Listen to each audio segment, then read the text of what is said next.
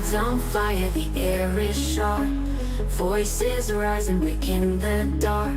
Hearts thump faster like a drum. The night's alive, here it comes. We got the results, the dice is cast. Feel the pull of the future past. Cheer or cry, the moment's here. History's loud, it's crystal clear. Lights are flashing, the screens are tall. Waves of hope crash through the hall. Win or lose, the story grows. Every step the nation shows.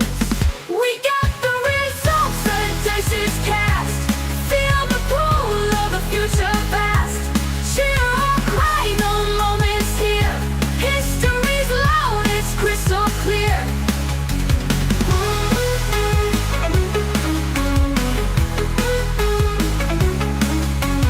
Lights are flashing, the screens are tall. Waves of hope crash through the hall. Win or lose, the story grows. Every step the nation shows. We got the results, the dice is cast. Feel the pull of a future past. Cheer or cry, the moment's here. History's loud, it's crystal clear. Let's go clear.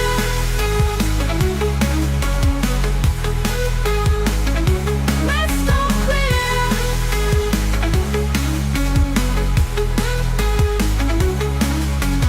Some will sigh, some will shout. Voices tangle in the doubt. But through the noise, the truth will soar. The stage is set, the lights are bright. Candidates ready for the fight. Voices loud, they take the stand. Who will lead this promised land? The mist is flying, hearts ignite. Truth and lies will take a mic. The clock is ticking, make your choice. Who you hear, the people's voice. It's in the ballot, it's in your hand. The future's calling, take a stand.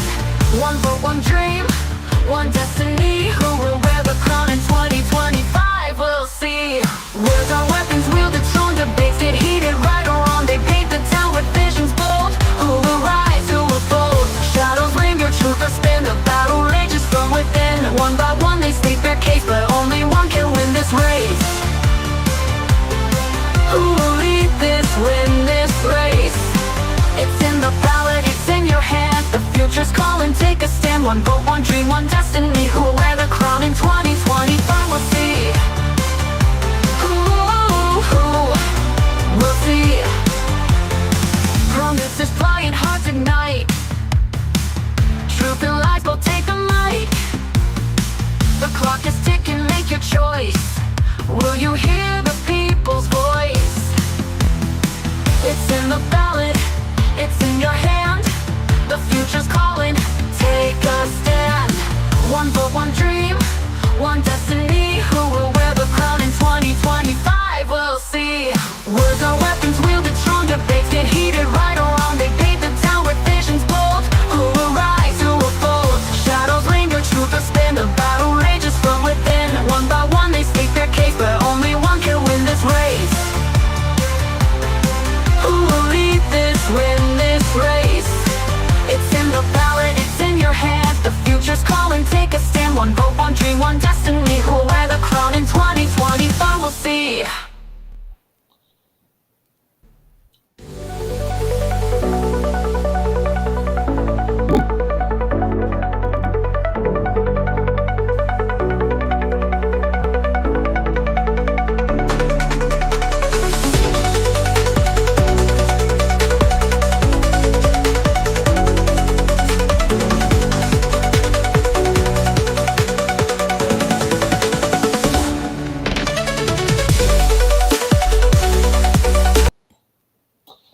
And how do you feel about the fun I did on Friday with video editing just there?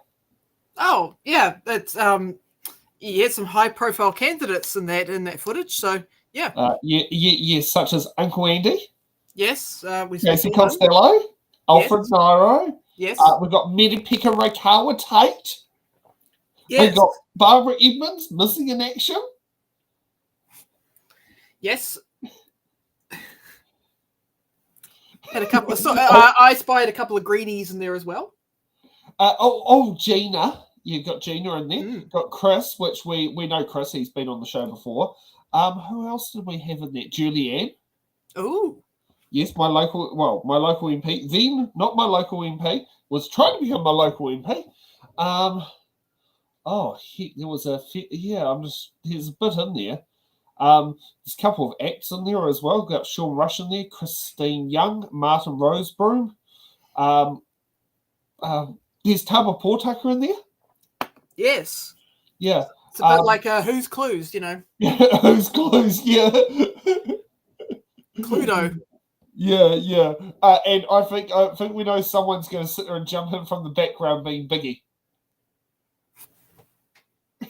Yeah, in the background from the... Have you seen that comment on there from Shaz? Oh shit! My cat's disappearing. He's melting into the wall. Oh. Yep. Hello. You're showing your toe beans to the world. That's all right. If you go into the background there, the reason why that light's on is because my light bulb is blowing, and I've got to get hold of the landlord to figure out if it's a simple change for a light bulb or is it a more technical thing that has to get done in the background. So that's a minor thing that needs to be worked on. But that's not for you guys to worry about. My cat is phasing in and out of existence. Oh, the fun stuff that goes in there. So yes, there's so that is a promo video for the mayoral debates, but you will even see in the video the future deputy mayor of the Tauranga City Council. You would have seen Andrew Kai in one of them. Trying to think.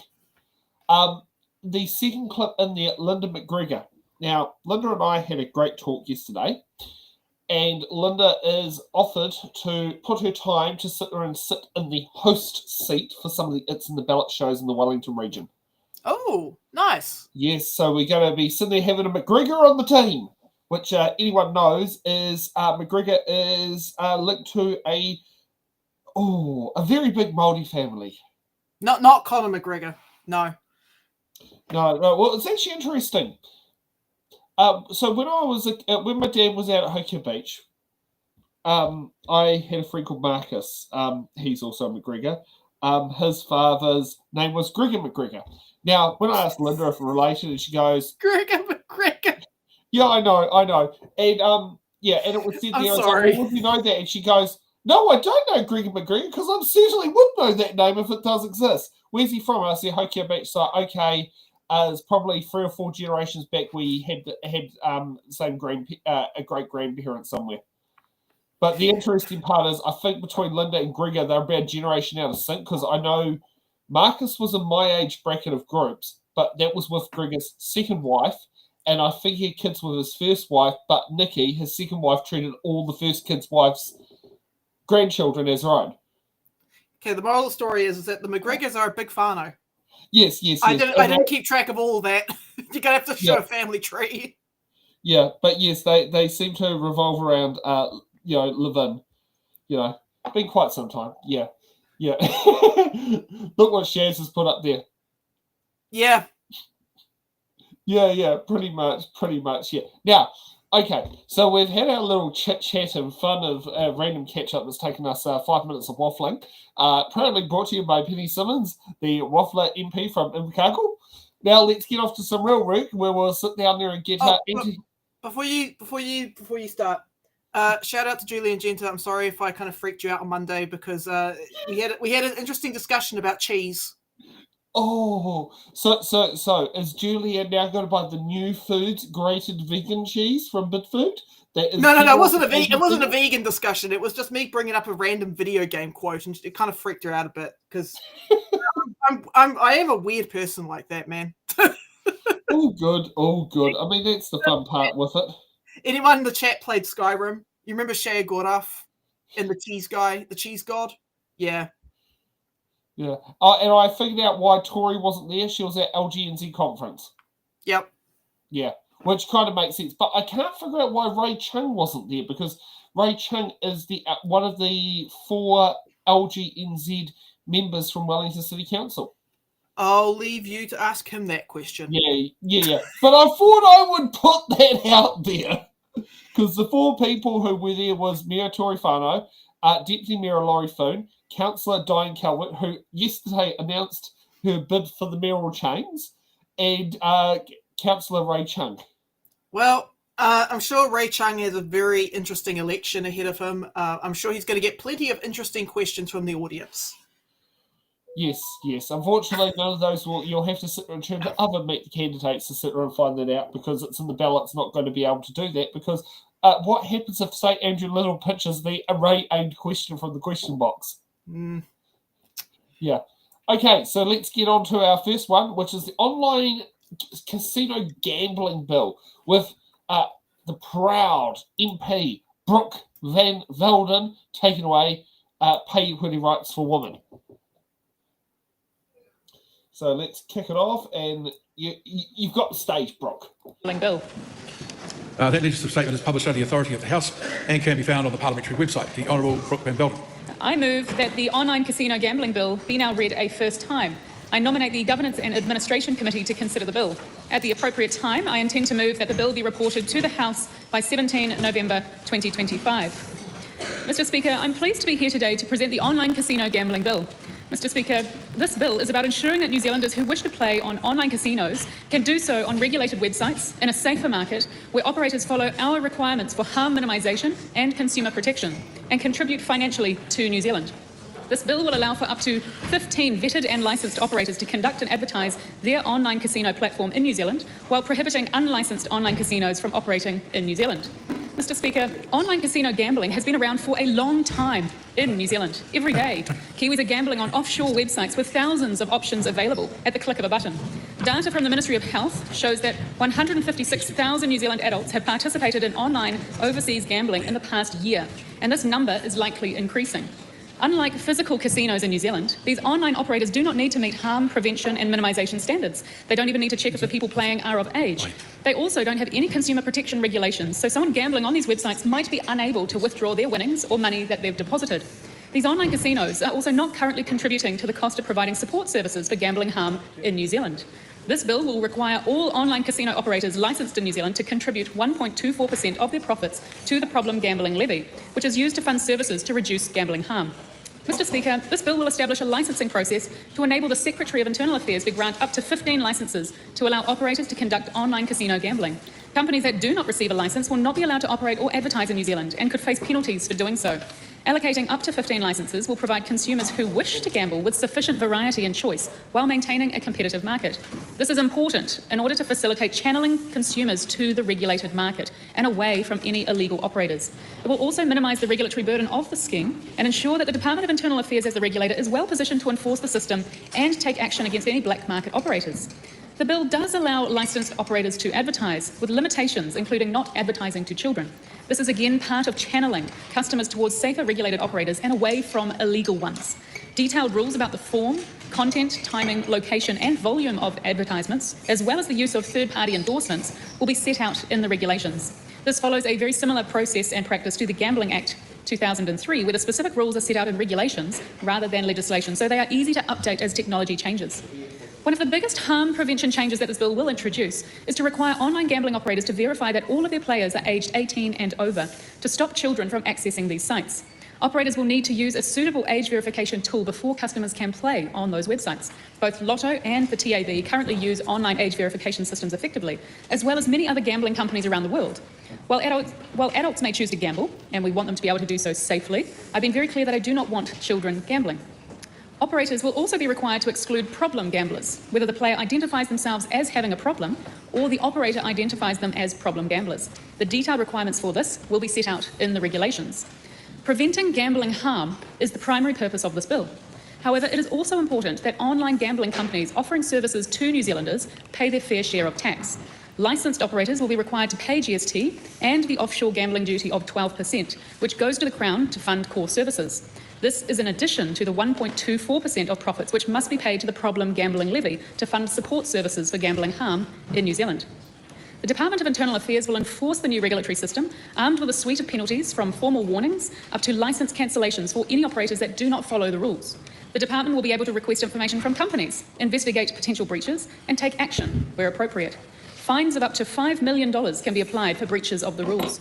I'm confident that the department will be able to carry out this role as it is already the regulator for physical gambling in New Zealand, such as with the casinos and pokies. The costs of setting up and running the regulatory team will be fully cost recovered from fees from the licensed operators. The department will also have strong relationships with similar regulators overseas to help take action against any offshore companies that breach our laws. New Zealand is one of the last OECD countries to regulate online gambling. This gives us an advantage in that we can learn from other jurisdictions about how to appropriately and safely regulate our market. I'm proud to introduce this bill to take action on regulating online casinos. I know that many New Zealanders are interested in this bill and will want to have a say on the proposals, and I hope that everyone who wants to have input will submit during the Select Committee process. In conclusion, this bill will ensure that New Zealand has controls in place to keep Kiwis safe if they want to participate in online casino gambling. I commend this bill to the House. Before I call the member, Well, before we get to that, we might have to have Stacey jump in, but do you think we should get one of these 15 online gambling options with the redistributions that have to go to the community on it to go to It's in the Ballot Productions and other left-wing style media outlets to boost the left-wing eco-media perspective? Stacey, would you like to respond to that question? No, not me, just sitting in the background fucking giggling away. I have no experience whatsoever with gambling. No, neither do I. All I know is that with gambling, 20% of the takings attract a thing called, gambling duty. And it also, on top of that, pays 15% in GST. So when you put money into the poker machines, you're sitting there also paying GST as well as gambling tax levy. Yeah.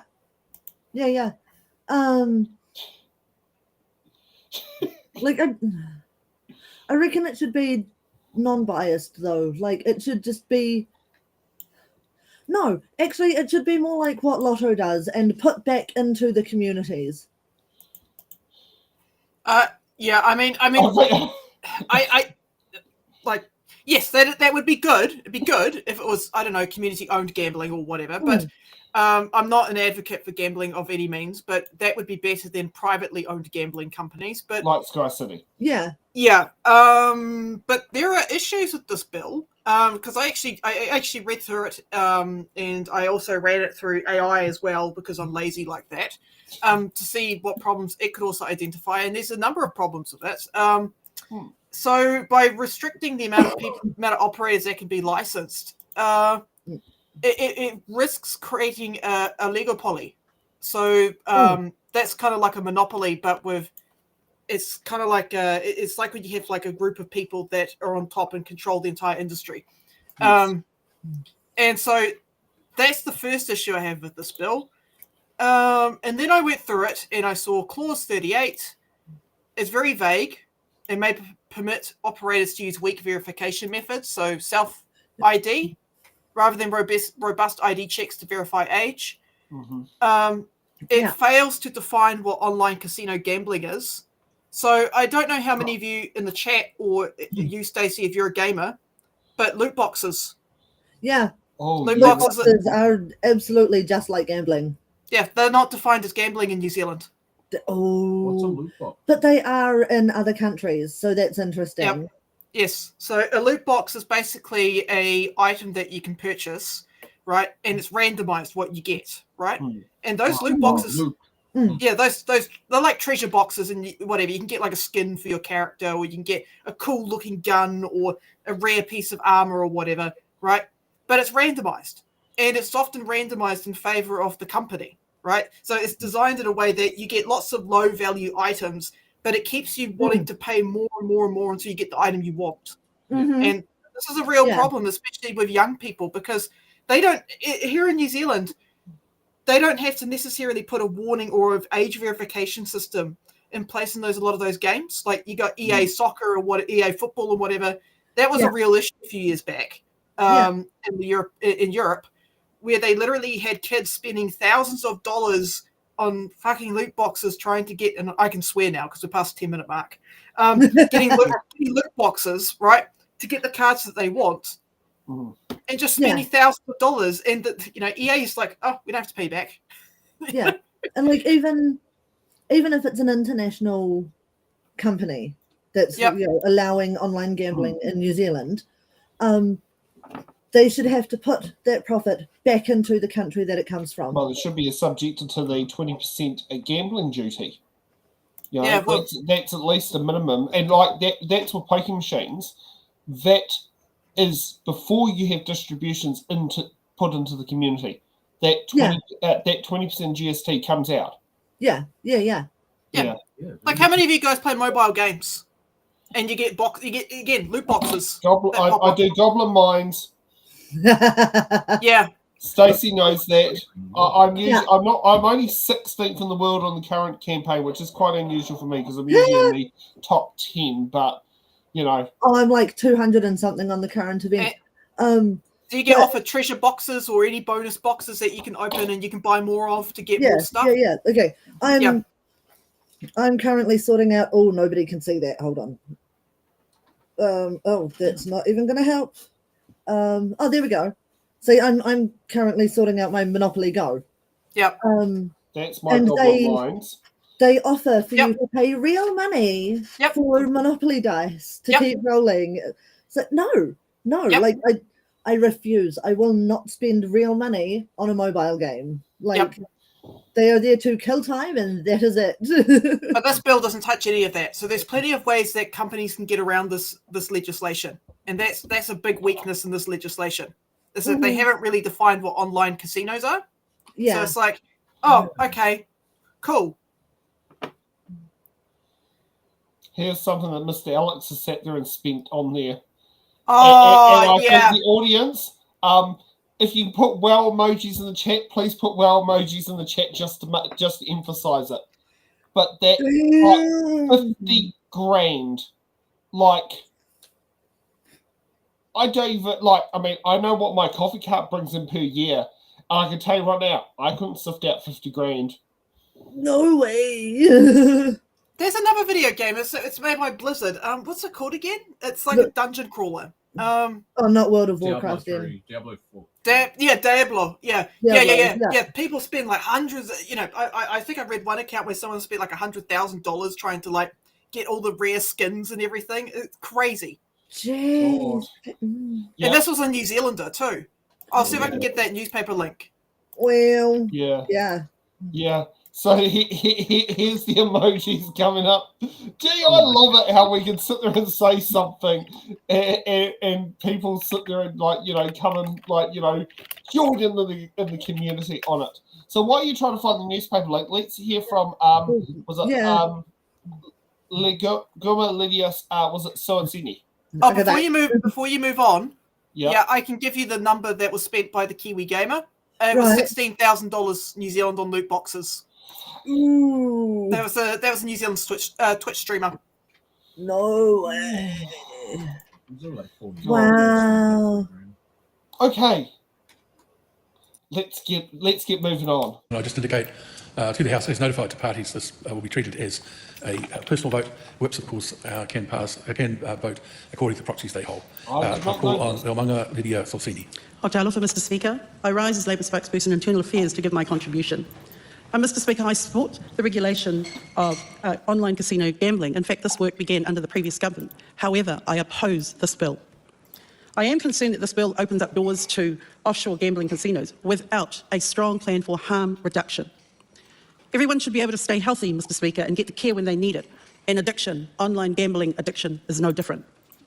I want to see more that the government does to protect vulnerable people from online gambling harm, particularly in vulnerable communities such as Māori, Pasifika, ethnic, and Asian communities who are way overrepresented in gambling harm.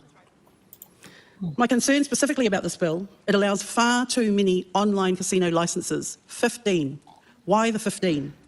With information from IRD, it shows that 36 offshore online gambling operators pay GST in New Zealand, with 15 of these accounting for over 90% of the total GST from this type of business. And it appears that the Minister has taken this approach of least resistance. Does the Minister have sufficient focus on preventing gambling harm? In fact, the internal best practice on gambling harm reduction, like offshore in Australia, who have introduced better, stronger measures on gambling reduction harm. Mr. Speaker, it is important the government is serious about supporting online harm and the reduction of it, and specifically consumer protection, because the bill in its current form does not address those particular actions wholeheartedly. They are listed vaguely. The bill needs stronger provisions and commitment from the government for measures to reduce online gambling harm, specifically in primary legislation. I want New Zealanders to be protected from online gambling harm, Mr. Speaker, and also New Zealand consumers must be protected. Mr. Speaker, we've seen even today, the Prime Minister has been weak on his leadership, and it's the same reflection on this bill. It's weak. There are many cuts. Apologies, Mr. Speaker. I withdraw that, Mr. Speaker. But what I want to say, Mr. Speaker, is there have been many cuts on women's pay. It's harder to see a doctor or a nurse, and the price of getting medical assistance has become more expensive. Whilst families across New Zealand struggle with the cost of living, this is the one bill that is going to make New Zealanders waste more money of their hard-earned cash on the exploitation and exposure of more online gambling and causing gambling harm to Kiwis every day. Mr. Speaker, I have a particular concern. Kiwis cannot focus on making good decisions and peace of mind on paying their bills, caring for their families, because many have lost jobs and businesses for a vital plan for their future. Mr. Speaker, instead, what we have is that this bill, the government is going to open New Zealand up to its saturation of the online casino gambling licences, meaning New Zealanders will be open to more exploitation, more online gambling harm. Why is the government not protecting New Zealanders? What is the government thinking? 15 government licences or platforms... Right, someone is going to leave the House. It's quite unacceptable. Mr. Speaker... And your time will be extended 30 seconds. Thank you. Mr. Speaker, this will be problematic in New Zealand. It will bring in short-term profits and convenience and the long-term negative effects. And we know it's an unregulated market, and I support a regulated market, but not this bill in its current form. I do not support this bill. Yeah, this bill is too weak. It leaves too many holes. Because another thing that I've noticed in this bill is that it gives a lot of power and control to the secretary. The person who gets to, who gets There's to... Humphrey Appleby of the online gambling bill. Huh? Sir Humphrey Appleby, yes, Minister. Oh, yeah. Sorry, I haven't watched that show in a while. I haven't watched very much of it either. But yeah, it's not. There's too many holes in this bill.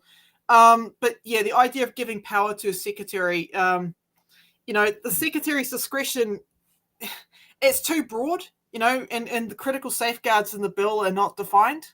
So reality leaders, it should actually go to a board.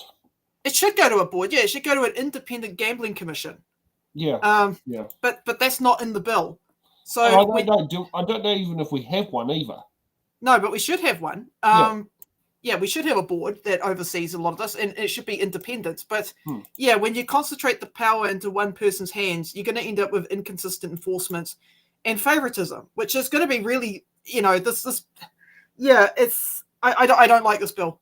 I don't like it. Fair enough. I think this bill is way too weak. I shouldn't be yawning. I've only been on the show, was it 20 minutes? Yeah, it's. I also don't like the fact that it doesn't do real-time monitoring either. So and there's no mandatory spending limits. So if the goal is to reduce harm, why is there no incorporation of mandatory spending limits? Yeah, exactly. Yeah, it's such a good point. Yeah, and real-time transaction monitoring. Yeah. Okay. Well, I think might be a first on the show. Benjamin Doyle. No, he's not first, but first time for a reading speech. Call on Benjamin Doyle. First time. He te māngai o te whare tēnei te mihi mai o haki a koe. Kia koutou ngā minita o te kāwanatanga me ngā mema o Parimata, kei te mihi ki a koutou katoa hoki. Mr. Speaker, Te Pāti Kākāriki have long held that all gambling legislation must focus primarily on the elimination of harm. It is the industry itself and its insidious tendrils of coercion which devastate individuals, whānau and communities. We must focus on addressing the root causes of these harms and always work to protect the humanity of those who have been caught up in its web. Here, the system is broken, not the people who are suffering under it. Online gambling is a new, rapidly evolving and changing frontier. It brings 24/7 gambling into people's houses and allows it to be easily hidden from friends and whānau by being accessible on small devices such as cell phones. As with many things online, there are challenges in validating and regulating. People can pose as whoever they want to be online, especially in instances where gambling is surreptitiously embedded in otherwise seemingly innocuous gaming apps. Left unchecked and without appropriate regulation, it allows an environment for young people to have unlimited access to online gambling sites. Not doing enough to regulate online gambling effectively isolates those most vulnerable to developing problem gambling habits. This risk and its correlating harms will only compound as problem gambling amongst those who gamble online is 10 times more higher than that of the general population. We know that due to predatory and targeted marketing tactics, Māori and Pasifika communities are more vulnerable to the economically, psychologically, socially and spiritually destructive nature of gambling. This is a te tiriti issue. Despite her words in the House today, I note that the Minister's paper to Cabinet regarding this bill explicitly states tax revenue as a key factor driving this regulation rather than harm reduction. This is a fatal error.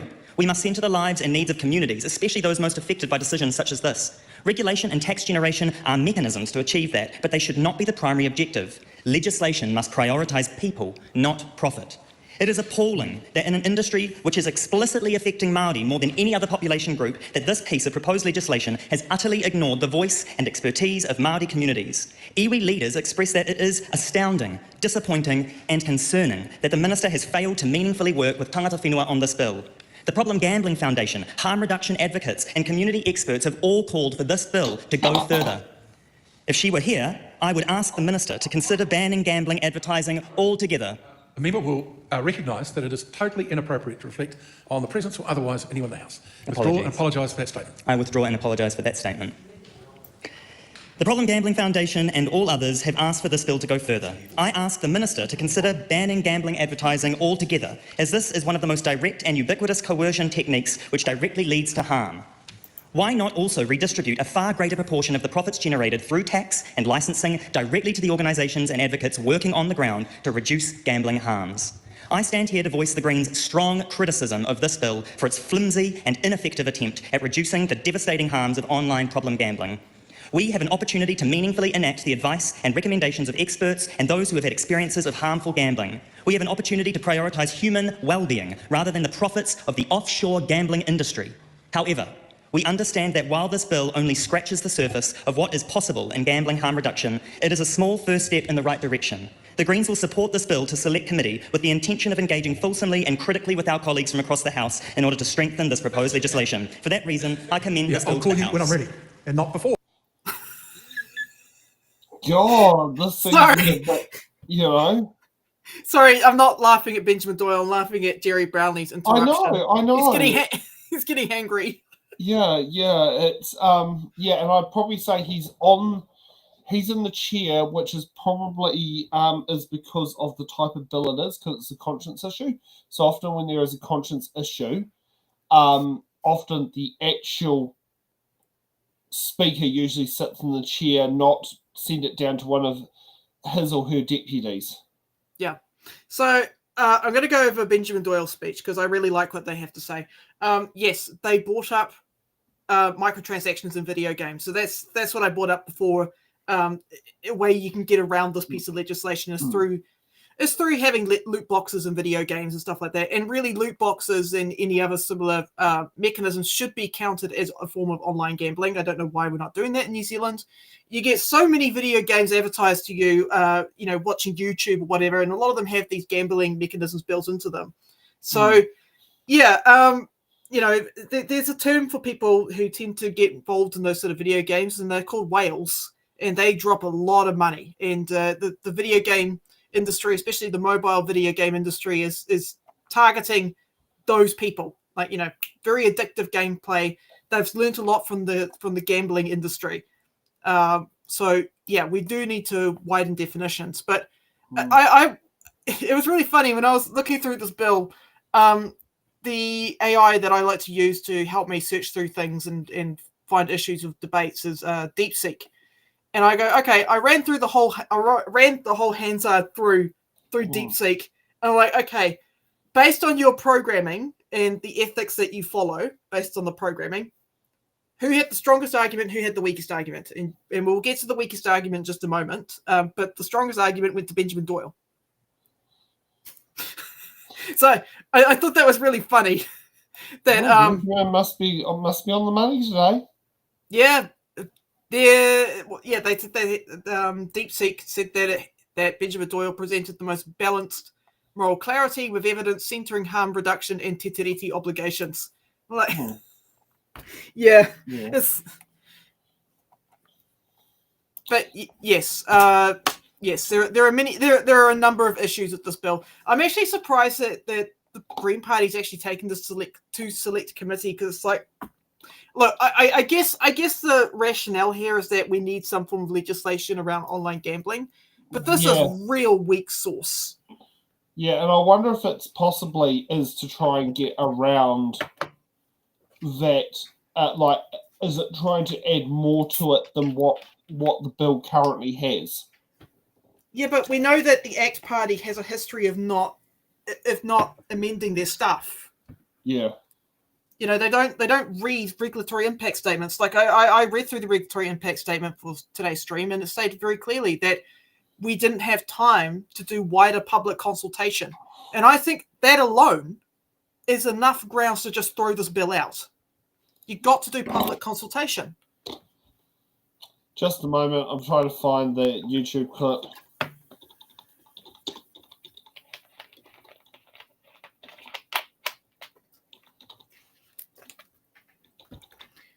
But yes, the regulatory impact statement, I posted it much more higher up in the chat just before, but yes, it states that it had very, very limited time to do public consultation. They could only do in-house consultation, so with other agencies that are a part of the government, not organizations or anything like that that take data for themselves and, you know, have a more independent view on the industry. Yeah. Okay. I think this might best describe what's happening. Wrong person's doing it. It's Mary Cooper, not Beverly Hofstadter. But I think you get the point about smacking your head if you remember the scene of The Big Bang Theory. Oh, God, there's another one. But I think you get the point about what the scene is trying to imply there as smacking the head, which, I mean, in this particular case, the conversation was about religiousness stuff. But, I mean, you know, same concept. You bang your head against like common sense and non-common sense and all that. Yeah. Yeah. Oh, next up, my grandmother's and father's and my brother's local MP and a former work colleague, not directly, of my father's, Tim Costley. To hear some kind of guarded support from the Green Party. I'm not quite sure where Labour landed with their speech. I think my concern is what's going to happen here is, look, I'm not a fan of much fan of gambling, and as if you listen, that's where we're getting to. With as the last member said, the rapid pace of change with online gambling. You know, it is deregulated, it's all run from overseas, listed off a whole bunch of things that they're concerned about. That's the whole point of this bill, though. The whole point is there is no regulation. We should have some. There are no rules that say you should ascertain the identification of that person or that they're 18. Maybe we should have some. There is no money coming in to get channeled back into the harm that can come from gambling. We should do that. And that's what this bill does. And if members opposite actually bother to read it, they might be more engaged in the process. So I'm commending this bill. Let's take it to select committee. Let's do that. And let's actually bring in some regulation to temper this rather than just fighting based on some kind of ideology. Jeremy. Okay. Now, I will reveal who had the weakest argument. It was Tim. And I, again, ran through the Hansard, the entire Hansard through, not ChatGPT, through DeepSeek, and it gave the weakest argument award to Tim. So congratulations, Tim. You had the weakest argument. Not surprises there. I mean, that was kind of obvious who had the weakest argument. It's like, oh, we need regulations for 18-year-olds or anyone that stop minors from playing video games without understanding that, bro, you do realize that minors can still participate in gambling even if this legislation passes, because we have loot boxes in video games and we have other predatory mechanisms in video games that can, you know, that follow gambling principles. I know. How plus crazy. the licensed agencies can now do advertising and stuff like that as well. Yeah. No, just do another one is under 18 rank, was it slides? NZ. See if that brings in the images. If there now I remember being taught this in ATC that when someone was under the age of 18, so you can join the military in New Zealand, I think, at age 17. Yeah. You can't be deployed overseas until you're 18, but you can join the military at 17. I actually had a college friend who actually did do that. And that's the reason why he was racing through his driver's licenses as quick as possible, because he wanted to drive the tanks. But people who are under the age of 18 have a particular thing on their rank on their rank slides, so they can't get into the bar on the Defence Force base. And I wonder, is he thinking that sort of thing exists when it comes to online gambling, using the same method that Defence Force bars have to stop the young 17-year-olds getting into the bar and getting drunk? Well, from what I understand, it's not specified what the verification system is. It's going to be left up to the secretary to decide what's appropriate, and that could be as weak as just self-identification. You could have, you get a little box that says, "Are you over the age of 18? Please tick yes to confirm." And it could be as weak as that. And that will be whether the industry actually whether there's allowance to get into the database. Now, I definitely know in Lotto, in order to buy scratchies, online scratchies, you have to enter either your driver's license number or your passport number. Yep. I'm not sure about 18 plus card. That's the one thing I don't know, because on my Lotto account, my one has my driver's license number. And that's just what it is. But when so will that access to that database be available? Now, I know this is on a slight tangent from online gambling, but Bruce Flavin with his business had that problem when there was an update in alcohol law. Mm-hmm. And the local community alcohol person, Graham Jarvis from the Levin Police Station, was like, how to sit there and do that was, how do you verify that information is actually for an online sale? I think... Okay, you're sending me something of what was on there.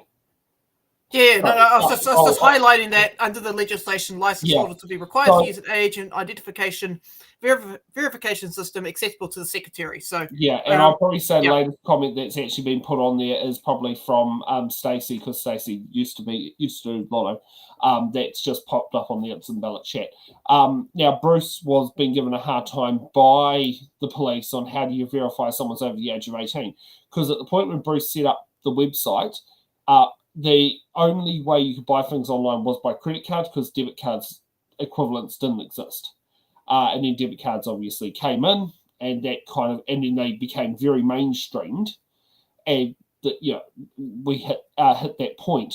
But there was no way that Bruce could have the system to verify whether someone's driver's license number or passport number is valid if he had no access to a database that can go yay or nay. He even asked the bank if there was the option of whether the bank was it accept or reject the transaction based on the name. And there's something in the Privacy Act that does not actually allow a current merchant of a banking facility to confirm whether someone is over the age of 18 or not for providers selling restricted products like alcohol, tobacco, cigarettes, and gambling. Well, everything you just stated there would fall under the secretary.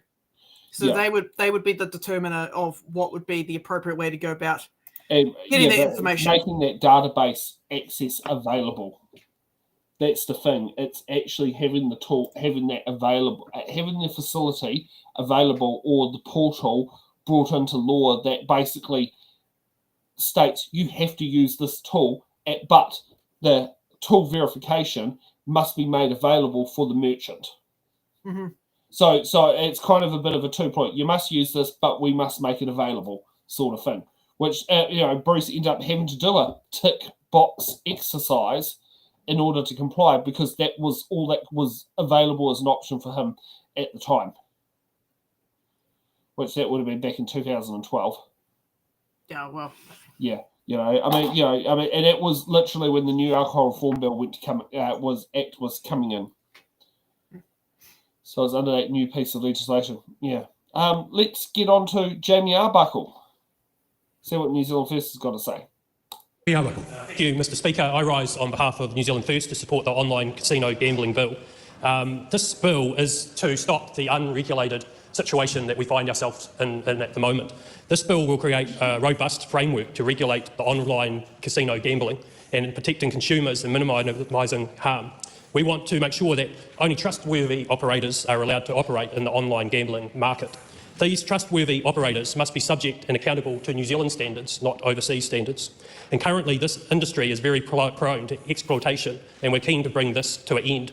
Mr. Speaker, sending this to the Select Committee is the right thing to hear submissions, to hear concerns, and to see if this piece of legislation goes in the right direction. One concern we do have is what we have heard from other speakers is up to 15 licences, and that will be dealt with over 3 stages of a licence process. So it'll be really interesting to hear from people around actually if we do need 15 operators in this space or up to 15 operators. Maybe it is a case that we start off more with 3 or 5, and that is a process I think we can flush out through the Select Committee.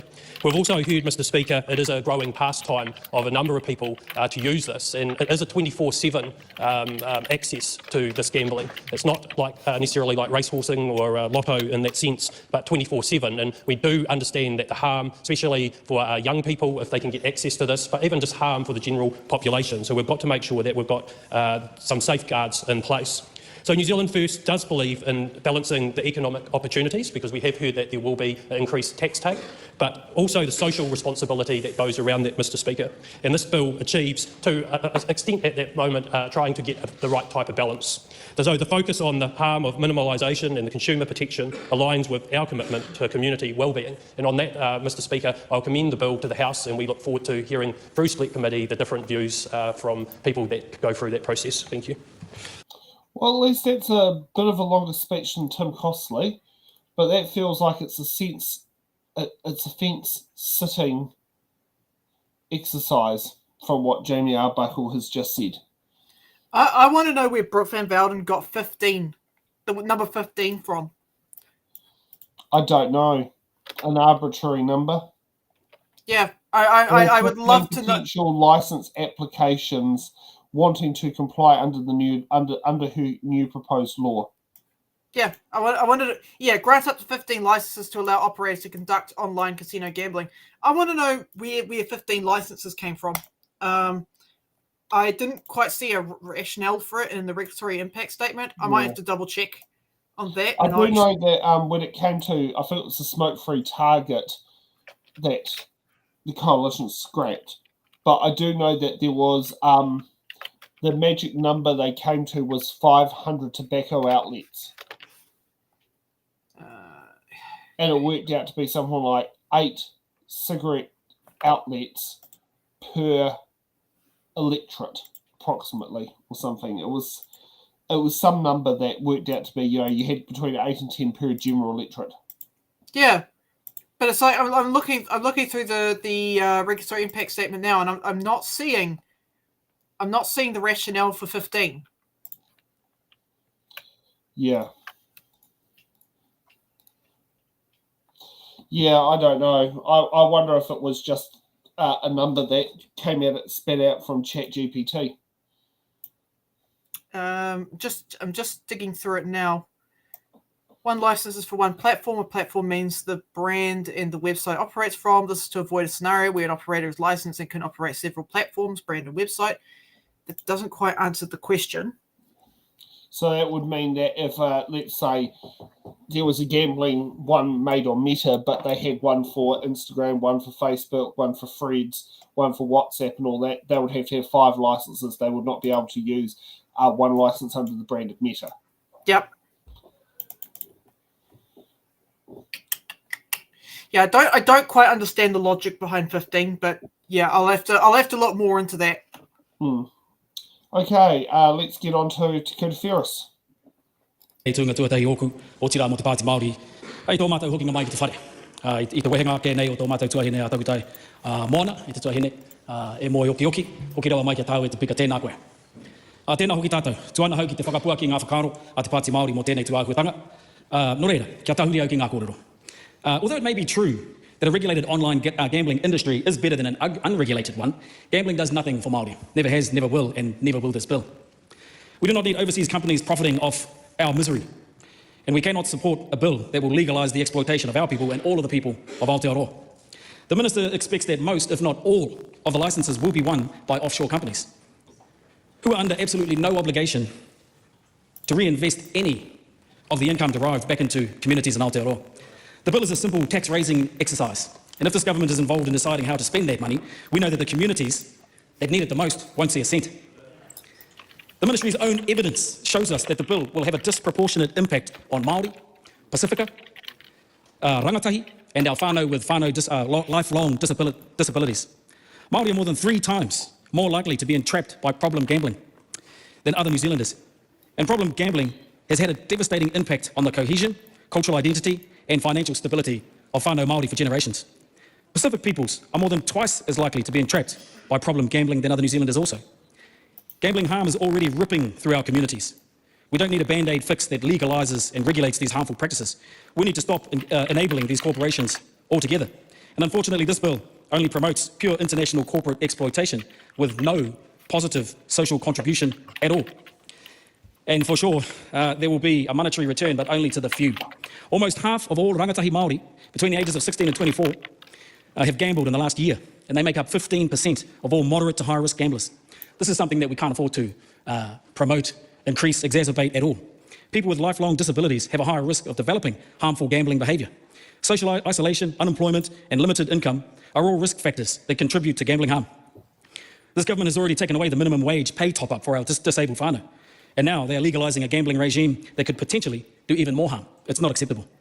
Online casino companies are offering Māori influencers hundreds of thousands of dollars to promote online gambling and target our whānau.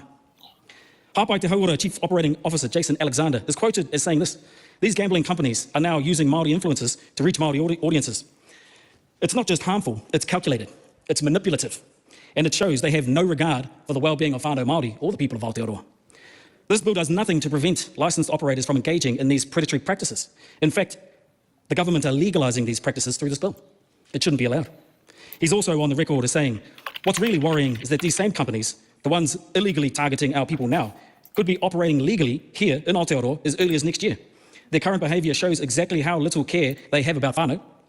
And if this is how they act before regulation, then what will they do once they're inside the system?" We support the calls of Hāpai Te Hauora to ban gambling advertising in Aotearoa completely. We also cannot support a bill whose department didn't even bother to do a proper tiriti o Waitangi analysis. Instead, they relied on a July 2024 cabinet paper which included a population implications assessment. Yeah, the member's time has passed. Needless to say, we do not support the bill. I think Takuta has answered the question on how the magic number of 15 came out. Oh, please explain. So he has just referenced the fact they're using a cabinet paper from 2024 that just basing a random number based on population. Oh, okay, all right. So that's what I've got to that for. Okay, yeah, that kind of. Yeah, I'll have to dig into that into that cabinet paper. But yeah, I mean, Takuta is correct about there being, the lack of time meant lack of consultation, and iwi were not part of that consultation process. Yeah. There's, I mean, I had a look, controlled F my way through the regulatory impact statement, and I could find zero reference to the treaty. So we don't know how this is going to impact Māori. All we know is that, well, when we look at gambling data, we know that people that live in deprived areas tend to be the most vulnerable to gambling. So, yeah, again, I don't even know why we're saying, yep, take this to select committee, because I personally would have shot it down, because it's like, no, you have not taken the adequate steps to do public consultation. Yeah. The risk is far too great. Yeah. Okay, let's get on to Dr. Vanessa Winnick. Call on Vanessa Winnick. Thank you, Mr. Speaker. I rise in support of the government bill, online casino gambling bill. This bill will provide some regulation in the space of the wild, wild west that is international-based gambling in New Zealand. It does real harm in our communities. At the moment, there is no regulation, and therefore we are creating a method by which things will become illegal, not just creating a path for them to be legalised, but also we point out that everything that's not within those licence boundaries will be illegal. So I commend the bill to the House. Well done. Well, that feels like a state warm speech. On the scale of best to worst, of most convincing to least convincing, where did Vanessa Wernick land on that scale? Obviously higher than Tim Crossley. Yeah, she did better than Tim. But yeah, DeepSeek did consider her argument on this particular bill to be quite weak, but you'll see in the next bill we cover, DeepSeek gives a very different answer, and it surprised me as well. On Vanessa Wernick. Yep. So Vanessa is from what I've been finding, breaking down her debates, is she's not bad, right? She does make some pretty good points in some of the debates that she does. That can be broken down, but yeah, this one was a seat warmer. Yeah, and I think with the next part of the show, it's a members' bill, not a government bill, so that could be why it's a bit different. Yep. Yeah. Okay, let's get on to our favourite MP from the Labour Party, Camilla Bellich. I assume she holds that title? Yeah, I like Camilla. Yep. Yeah, so do I. Camilla Bellich. Mr. Speaker, and I stand today a bit disappointed really with the bill that we have in front of us, and the reason for that, Mr. Speaker, is that this was really an opportunity to regulate an unregulated market and actually address the main issue with online gambling, which is online harm. Unfortunately, the good work started under the previous government in order to regulate and make a reasonable environment where there are a few operators able to be regulated and also provide a significant amount of time and resources to address gambling harm. On the contrary, this bill that we now have before us looks to allow 15 different operators' licences within New Zealand, and the result of that, Mr. Speaker, will be a change in a situation where we are facing ads constantly when we open our phone, when we open our laptop, when our kids log onto YouTube for online gambling. And unlike the situation now where that's technically illegal to advertise for online gambling, this will now be permitted after this bill has passed. And in my personal view, as this is a conscience vote, is that there should be a regulated system in New Zealand for online gambling, but regretfully what we have in front of us is only going to make that situation worse. 15 is far too many, Mr. Speaker. When the last government looked at this bill, they were considering around, I understand, 3. So there's a significant difference there in what people were looking at. And I think perhaps one of the reasons that the Minister has ended a little bit off the mark on this bill has been because when this was first introduced, and we see that from the 2 regulatory impact statements, the first one clearly states that there hasn't been sufficient time to consult with the people who this would affect. So there hasn't been feedback from public consultation on this proposal. And by the time the second regulatory impact statement was made to Cabinet, Mr. Speaker, the decisions had already been made about the regime that was going to be put in place. And unfortunately, this regime will allow far too many online gambling operators to operate in New Zealand. Now, Mr. Speaker, we know that online gambling does harm. We know that gambling does harm. We know that this is not something that we want to encourage people into. And so I think a reasonable stand to take would be to have a regulated market that really looks at the harm it causes. But, Mr. Speaker, the environment that this bill will create, as I've said, is one where we are constantly faced with advertising for online gambling. And there is a bit of irony when I look at what this bill will do and the recent statements that the government has made in relation to preventing online harm for children and young people. The government has said that they'll have a government bill making sure that social media is only available to those over 16. This bill, although technically you're only able to participate in online gambling once you're over 18, and I hope that the verification methods are robust, will actually probably mean that even with those verification methods, children and young people are subjected to what is an addictive form of spending your time, spending your money, and they will see that normalised. And there's information within these regulatory impact statements, and there's information from advocates against problem gambling that show that when it is advertised, it becomes normalised. And we know that because of this regime, there will be legitimate advertising taking place in New Zealand. So I think this is a missed opportunity. The government should have taken a step to reduce gambling harm. They should have taken steps that looked at the health and wellbeing of New Zealanders. They should have taken steps that meant that people were less likely to be subject to advertising for online gambling than they are now. Unfortunately, Mr. Speaker, this bill does the exact opposite. It brings in far too many licences all at once, and it means that advertising is a lot more likely. So it is regretful that we do not have a regulatory regime, which we sorely need in this country, which will truly address gambling harm. So with that, Mr. Speaker, I say my personal view on this conscience matter is that I will not be supporting this bill. However, I am on the Governance and Administration Committee, and I look forward to hearing submissions if this bill does pass through the House, and looking to see if there are improvements that can be made to this bill to better reflect the harm that online gambling does to our communities. So with that, Mr. Speaker, I cannot commend this bill to the House, but I ask those on the other side to treat this seriously, look to their conscience, and if this bill does indeed go through, try and make significant changes to this bill, which would actually look to reduce the harm of gambling that we know is so great within New Zealand's community. That was a good speech. That's the speech that won it for me. Especially as the chair of the Governance and Administration Select Committee. Yep, I 100% agree with Camilla. She identified the same points that I also found. Yeah.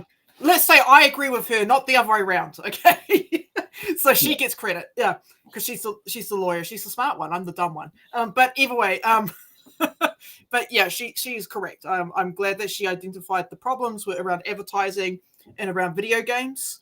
So yeah, I'm glad that she's like, this bill's nonsense. It doesn't cover everything enough, and advertising is still going to be a massive pain in the ass to deal with.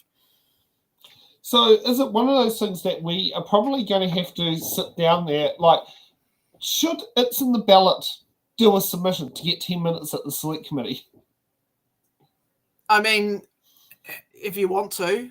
I don't tend to do public submissions or public speaking on submissions, but yeah. Yeah, I don't know. That could be one that could be quite useful to sit there and do if there was a 10-minute select committee hearing, and then we can sit down there and have Camilla's questions on Camilla and Celia. I mean, yeah, I guess. Well, I know Celia sits on the select committee as well. Yeah. Okay, so we're not going to bomb with any more speeches there, but let's get to the vote.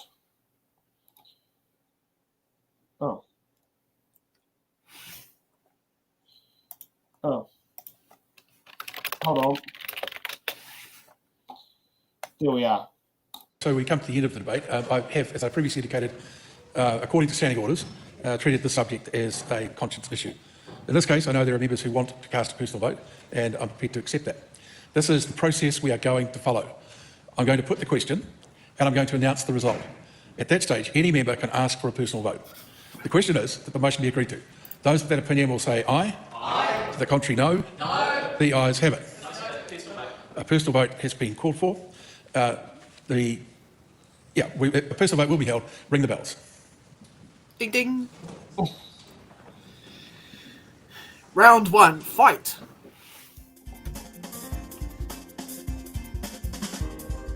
How long do the doors get rung for? Unlock the doors. Unlock the doors. Oh God, no! We want to listen. We want to listen to that. Unlock the doors. I was going to say.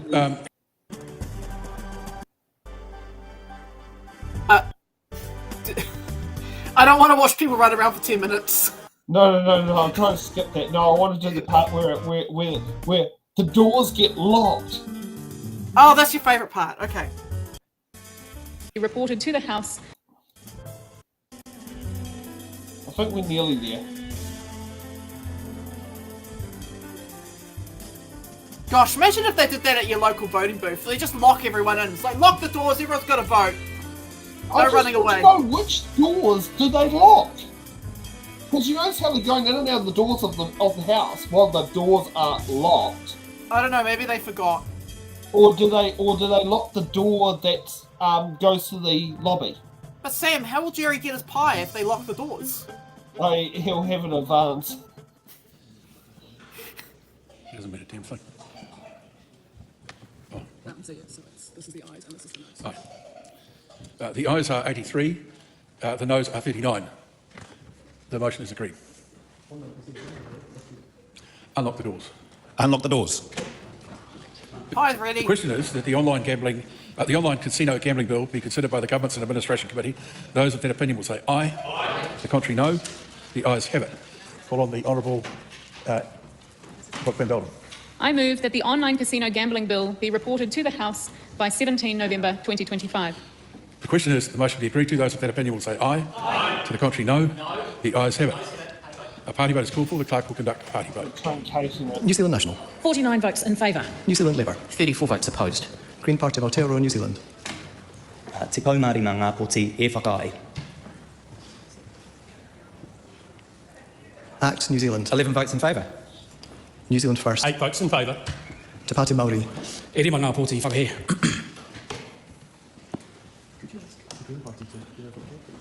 Could the Green Party please cast their vote one more time for clarity? Benjamin Doyle. 15 votes opposed. Thank you. Huh? Wait a minute, what? Obviously, when he said today in Māori, they probably didn't understand it. No. If you pause the video for a second, I'll explain what I just noticed. So in the debate, Benjamin Doyle said, we're gonna vote this through to select committee. And then just now, they said, no, we don't support this.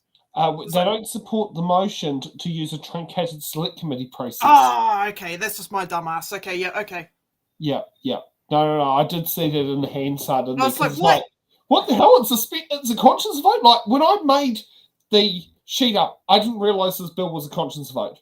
Okay, all right, yeah, okay. Now I did not know that. I did not know that. That is a hidden surprise. I just went, do we want that or employment? Oh, no. We'll do Camilla's employment one. That's more positive. Yeah, okay, yeah. Yep. Yeah. Okay, so we've finished up with gambling. Let's get to Camilla Bellich's Employee Remuneration Disclosures Amendment Bill, second reading. Yeah. Okay, let's kick off with Camilla Bellich. Oh, it's just a moment. Let's get that lined up more now. Let's turn up the speed. Violence, evidence and family court proceedings, Amendment Bill, second reading. This bill is set down for committee stage next sitting day. Members, I call on Member Order of the Day number 3. Employment Relations, Employee Remuneration Disclosure Amendment Bill, second reading. I call Camilla Bellich. I move that the Employment Relations Employee Remuneration Disclosure Amendment Bill be now read a second time. Madam Speaker, it is with great pleasure and a great sense of responsibility that I rise to take a call on the second reading of this Members' Bill. It seems to me really like an age since the first reading of this Members' Bill for many reasons. The main thing that is, well, there are a few things that have happened significantly since the first reading of this bill. The first thing, Madam Speaker, is, of course, we have the select committee process. And so I want to thank and acknowledge the work of the Education and Workforce Committee, the committee staff who served, and I was a member of that committee at the start of this process and then have since left to another committee but did participate in the discussion on this bill. And I want to also thank the officials from MB who assisted us with the drafting of this bill. But most of all, I want to thank all of those who submitted on this bill, the workers, the women's organisations, the unions and associations, the academic, the business people and the members of the public. Thank you. The Select Committee was a very interesting process, Madam Speaker, and from my perspective, there were 4 key points that really resonated from the Select Committee. The first was that the issue of pay secrecy and the lack of pay transparency is an issue in New Zealand that requires action. There were questions at the first reading of this bill as to whether there was a sufficient issue to merit legislative intervention, and I was able to cite in the first reading reported cases that showed that this was an issue in New Zealand. But I feel that this Select Committee process, out of many others that I have been involved with, really did illustrate how much this was needed within New Zealand, and so I really do want to genuinely thank the submitters who did submit on this bill. The second issue that I think that we learned from the Select Committee process was that there are ongoing issues of unfairness in the workplace when it comes to pay. And that's not just issues of pay inequity between male and female dominated roles, which I expected, but also significant and unacceptable ethnicity pay gaps, and perhaps most surprisingly for me, people doing the same job and getting different pay. Classic equal pay issues that I thought we legislated away in 1972. We heard on the Select Committee of people doing the same work and sometimes thousands and thousands of dollars of difference in their pay. And it's just unacceptable, Madam Speaker. We also saw through the Select Committee process widespread support for the action taken in this bill. And I've been very clear, Madam Speaker, this bill will not solve all the issues of inequality and unfairness in pay in New Zealand. This is a small start and a small piece of the pathway that New Zealand needs to go down, in my view, in order to address some of the systemic unfairness in pay that we have in this country. But I was heartened, Madam Speaker, to hear the support of this bill. As I said, 89% in support, only 4% opposed. So that, I think, clearly shows that the people of New Zealand have spoken in support of this.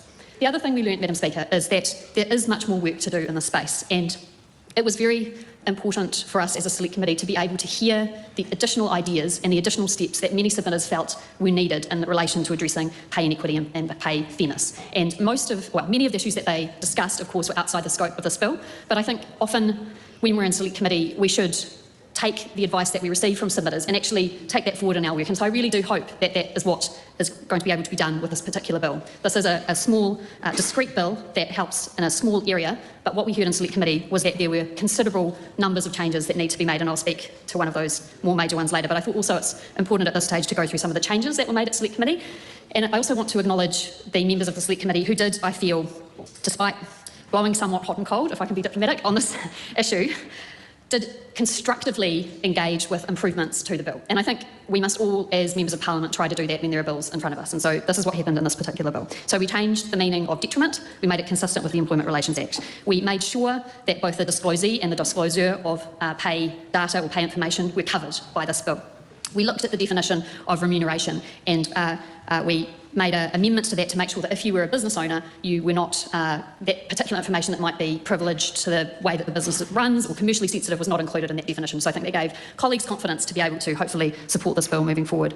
We also talked about who disclosures can be made to. We clarified the intention of the bill. The intention of this bill is that people can discuss their own pay with whomever they wish without being disciplined. It really is that simple, Madam Speaker. And the changes that we made at Civic Committee make that even clearer. But perhaps we also talked about and we made sure that there wasn't retrospectivity within the bill, which I think is always a good thing in a bill. And we also clarified that there was no requirement to make a disclosure. That is very important. This isn't about forcing people to do anything. It's about recognising an existing practice where people talk about their own pay to their family members, to their colleagues. Sometimes that unearths unfairness. Sometimes when the unfairness is unearthed, you are able to address the unfairness which exists. And that is all it's really about. But there is absolutely nothing in this bill compelling anyone to say anything about what would be private information. And I acknowledge the differing view of the ACT Party and their statement that pay is private information. If that is the view of an individual in New Zealand, there is nothing in this Act that requires them to do anything different than to keep that information private. So I hope the ACT Party will change their mind and join with us, having received that assurance from me and the way that this bill is drafted. So, Madam Speaker, it was a fulsome Select Committee process, but perhaps the most dramatic change that occurred since the last reading was, of course, we had significant government changes to the pay equity process, which this bill is very much linked to. We had a significant change in the legislative landscape. 33 claims cancelled, thousands of women having their entitlements to pay equity cut, and also their way that they can claim pay equity limited. All done. This is all stuff that we know, all done under urgency and all without notice. But it is my view that it was a shameful day for this Parliament and a huge step backwards for women's rights in this country. However, Madam Speaker, this bill is even more necessary due to those changes. And the reason for that is because now we have a situation where the landscape in relation to pay equity is changed, because we have a situation where we have essentially no existing pay equity claims. There is an even greater need for people to be able to discuss their pay to see if they have a need to make a claim, to see if there's some injustice within their workplace. So although that was not my view, and definitely not something I supported at all, to see this change, I think it makes this bill even more necessary within the New Zealand context to allow those discussions to take place. So, Madam Speaker, this bill might be a small bill. It might make a simple change, but it matters. It matters to women. It matters to people who want to see progress on equality. It matters for fairness and transparency in the workplace. It is a small step forward when we have recently taken several steps back, and I urge parties around the House to support it. I commend this bill to the House. Do you want to run a new poll? Do you want to run a new poll? Will ACT agree with Camilla? Yep, let's end the poll. You obviously know why that poll's up there. Yes, I did. I just checked before on the main YouTube page. Yes. So let's start a poll. Yes. Will ACT agree with Camilla? Yeah.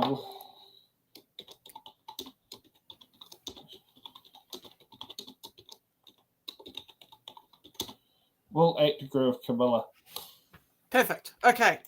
Yeah. So, and we'll end that poll when we get to ACT's speech. Yes, that sounds good to me. Yes. So yeah, this bill is a little bit. I know people got a bit confused because it's like, I thought, like what Justin brought up here. What thought they just passed the anti-disclosure bit, and I mean this is only second reading. Yeah. So I'll explain.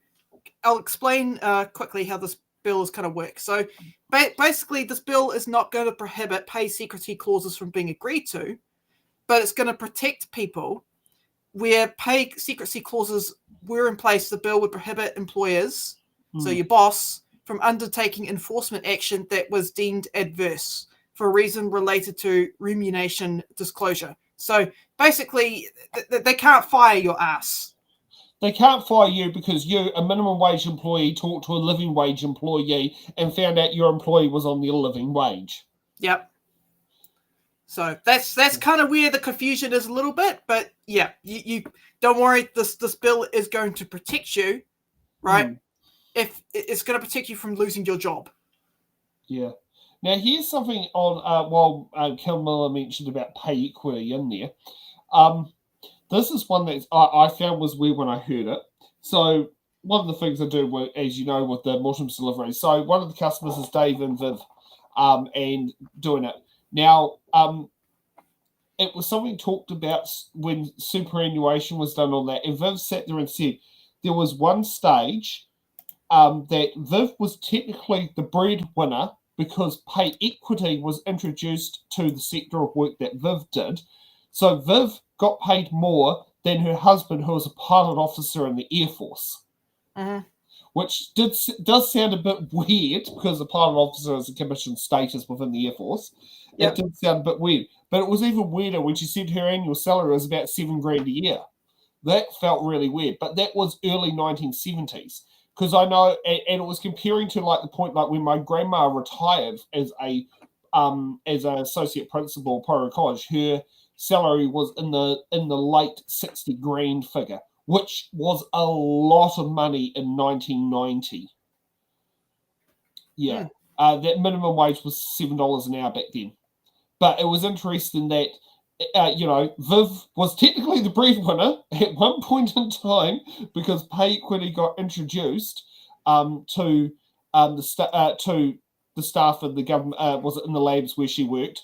And yeah, she was the breadwinner technically on paper between herself and that. Whereas, actually, in my grandparents' family, my grandma was the breadwinner when Granddad retired because she continued working for another 12 years.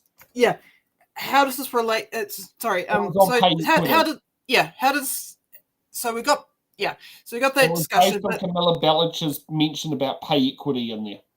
My cat wants to know how this relates to pay secrecy. Well, that mention was about pay equity, but that was something that pay secrecy does not foster. Pay equity? It actually widens the gap, not narrows the gap. Yes, very good.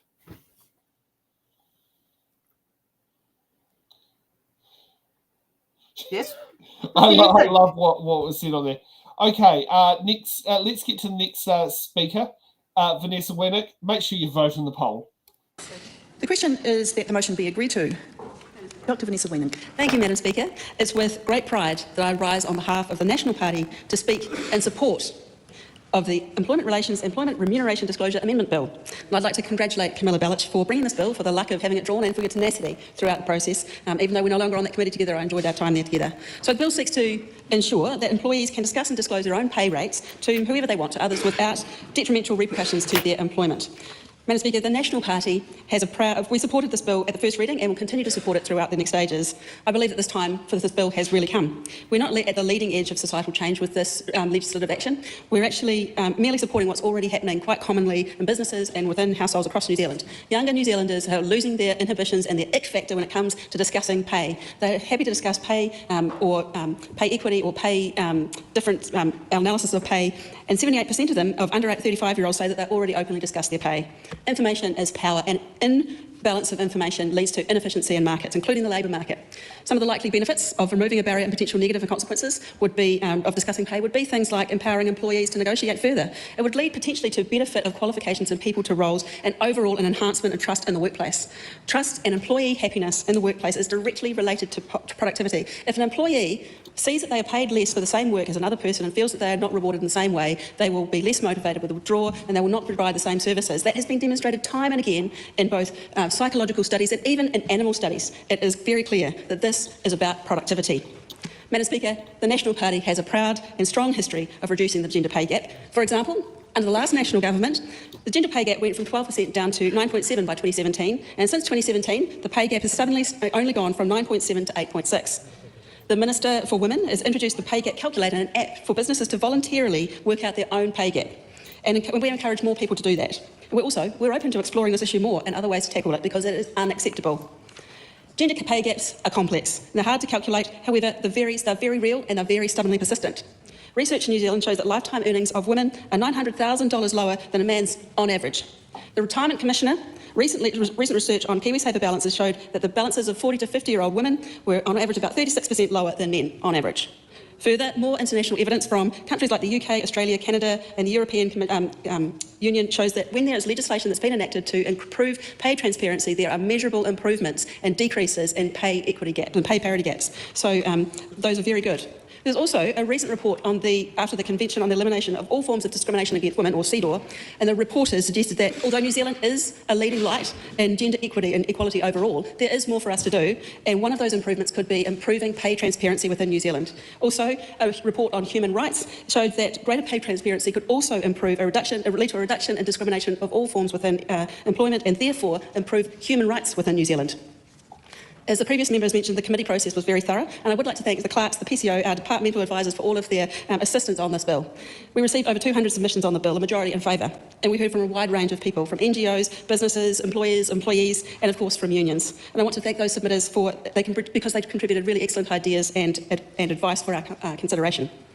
However, many submitters thought that the bill was actually banning pay secrecy. It does not explicitly do that. However, the likely effect is that any pay secrecy clauses that do exist will be effectively unenforceable and definitely not grounds for dismissal. One employer pointed out how incredibly helpful it was to the business to have gaps highlighted so that could be resolved, adding, "I want gender and ethnic pay gaps to be a thing of the past, and I endeavour to do what I can to close them." And I still get shivers down my spine, Madam Chair, when I read those words, because I could not agree more.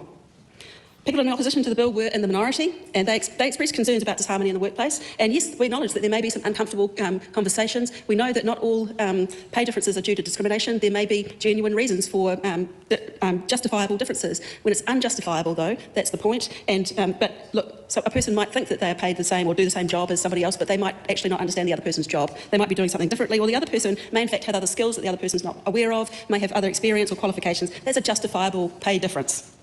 However, I would challenge employers to ask themselves that if they see a pay gap and they know that there does a pay gap that does exist, that they should proactively look to change that themselves. When they know that that gap exists, work on it, action it. Don't just wait for employees who may not be aware of that to come forward and work it out and ask for the difference. Work it out yourselves. When this becomes more transparent and people start talking about this, would those employers be happy for their company to be named in this House, for it to be publicly aware? Would they be happy if their customers and their competitors knew that they weren't paying a person the same just because she or they hadn't asked? Some submitters did express some concerns about privacy. However, this is about voluntary disclosure. As individuals, it's not related to third-party disclosures between people. You can't go to your accounts or pay clerks and ask them about somebody else's pay. You have to have a willing conversation with a person. There can't be any poor behaviour about this, no coercion or any form of bullying. It must be mutually agreed and agreeable discussion. So we did, as the previous member discussed, we did make some clarifications and changes after all of that process. We further clarified adverse conduct definitions and what a detriment meant, and we made sure that there was that broad application because we think that that's what's happening in real life, in real homes in New Zealand already. We decided that if there are legal challenges with this, there wouldn't be retrospectivity. After all, we don't want people to be in trouble for things that had previously been legally allowable. Madam Chair, as a member of the medical profession, I know that gender pay is a real issue. One of the largest gaps in pay exists within our publicly funded hospital system between specialist doctors. It's unacceptable. There is a single employer collective agreement that is the base rate. However, they are allowed to have individual negotiations, and that has led to massive variations, not only within hospitals, but across specialties within single departments. And I call on the profession to help here and to come clean. You no longer have the ability to hide behind pay secrecy clauses. And if I have my way, you'll all have your own pay on a full, transparent basis, which will be open not only to your colleagues and to the members of public, it'll be open to the members of all of New Zealand to see. Because I believe that transparency is a key part of reducing the gender pay gap, and when there is high rates of pay, that brings that percentage up and that number even higher. So I think it's fundamental to New Zealand closing the pay gap that those highly paid professions take a close look at themselves and that the public service in New Zealand takes a close look at itself.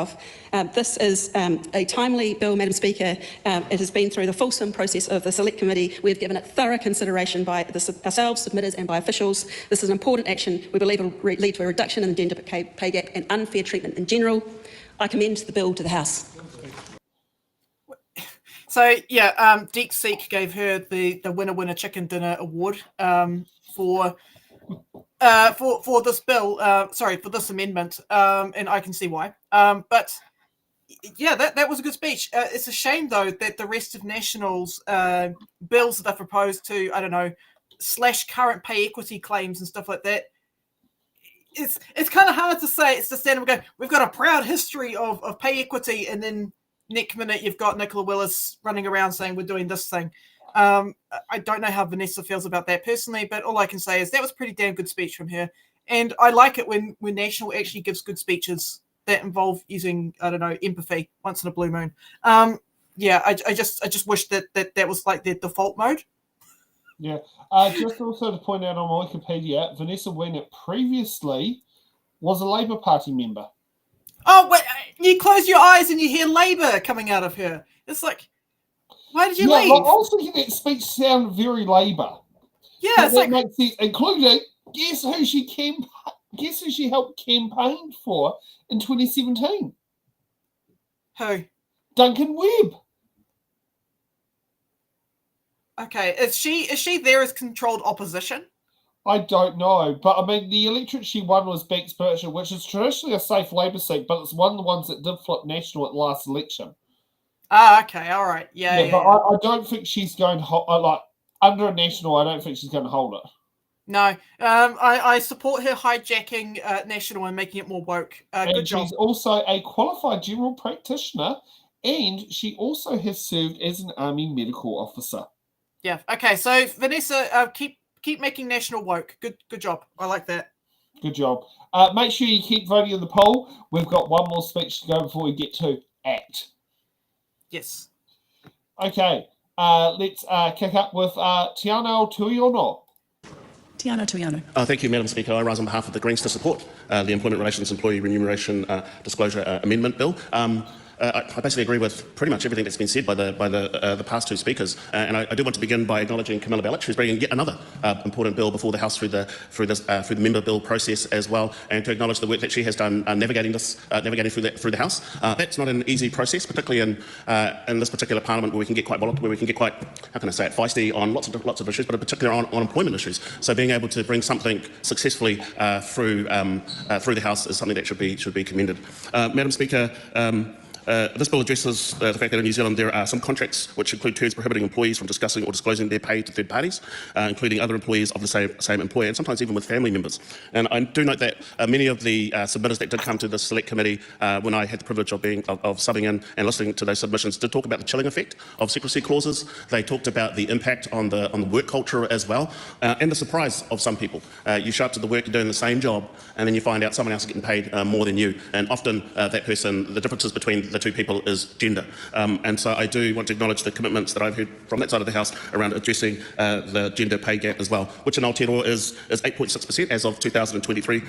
And if you compare it with Pākehā incomes, the Pacific pay gap for men and women was 24% and 15% respectively. And just to acknowledge the work that was done by Sonor Mali'i Kararina Simiel, who did the Pacific pay gap work, and how important that work was for our Pacific communities, how important that work was for our Pacific workers, because it kind of shined a light on what we were missing out, what we as a people were missing out in terms of the pay gap, because that was a massive pay gap.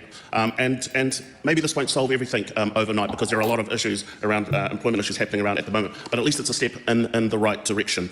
And I think it does point to something which I think members around the House like about the member bill process as well, because it gives us an opportunity to actually dig deep and to really interrogate the different clauses and the different perspectives, and to not be so whipped, if I can put it that way, to not be so caught up in the dynamics of trying to react to government bills. And so I do acknowledge the work that the Select Committee has done, the work that the clerks have done, and also PCO. I was there for I think most of the discussion around the voluntary disclosure part of the bill, where we talked about, well, actually, it's important that people are able to disclose what they are being paid, because then they can compare to see if they're being ripped off or not. But they shouldn't be forced to do so. So once again, noting that was a big thing for the ACT Party, that perhaps they could have a think about that particular aspect, because no one's being forced to actually, give up to share their pay details if they don't want to. And so, Madam Speaker, all of this stuff is also happening in the context of a lot of change in the workplace space as well. And I was just out earlier with Camilla Bellich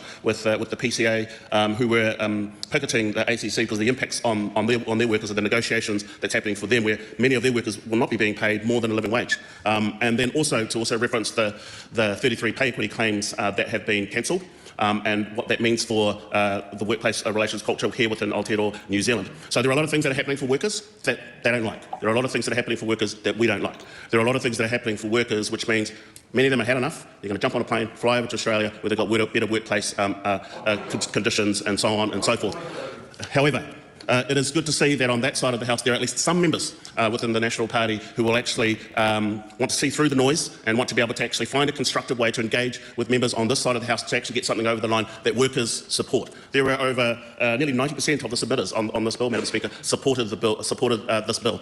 There were a small number that didn't support the bill, but overwhelmingly it was about, well, it's the pay secrecy creates chilling effects across the workplace. It has impacts on work and culture, and as the previous member says, on productivity as well, because no one wants to find out that actually the person 3 rows down that's doing the same job as you is being paid more because they're a man, or they're being paid more because of some other circumstance as well. So it is encouraging, and I hope that bodes well for the future on that side of the House, that they will stop hitching their wagon to the ACT Party, who seem to be telling everybody what to do on that side of the House, particularly in the workplace relations space. And so perhaps there can be more thorough investigations in terms of the impacts on workers' rights, the impacts on those rights that I think everybody expects in this country. You know, you do a fair day's work, you should get a fair day's pay, and that work should be respected. And you should have your full employee rights entrusted to you as well. That is what people want. What they want is dignity and decent jobs. And so this is a step in the right direction. Finally, something good happened on that side of the House to enable that to happen. Of course, it's a small step, but it's a significant step. So once again, acknowledging Camilla Bellich and her skill in navigating this through the House and getting at least one government party to support something that the workers will wake up tomorrow and celebrate. And on that basis, I commend this bill to the House.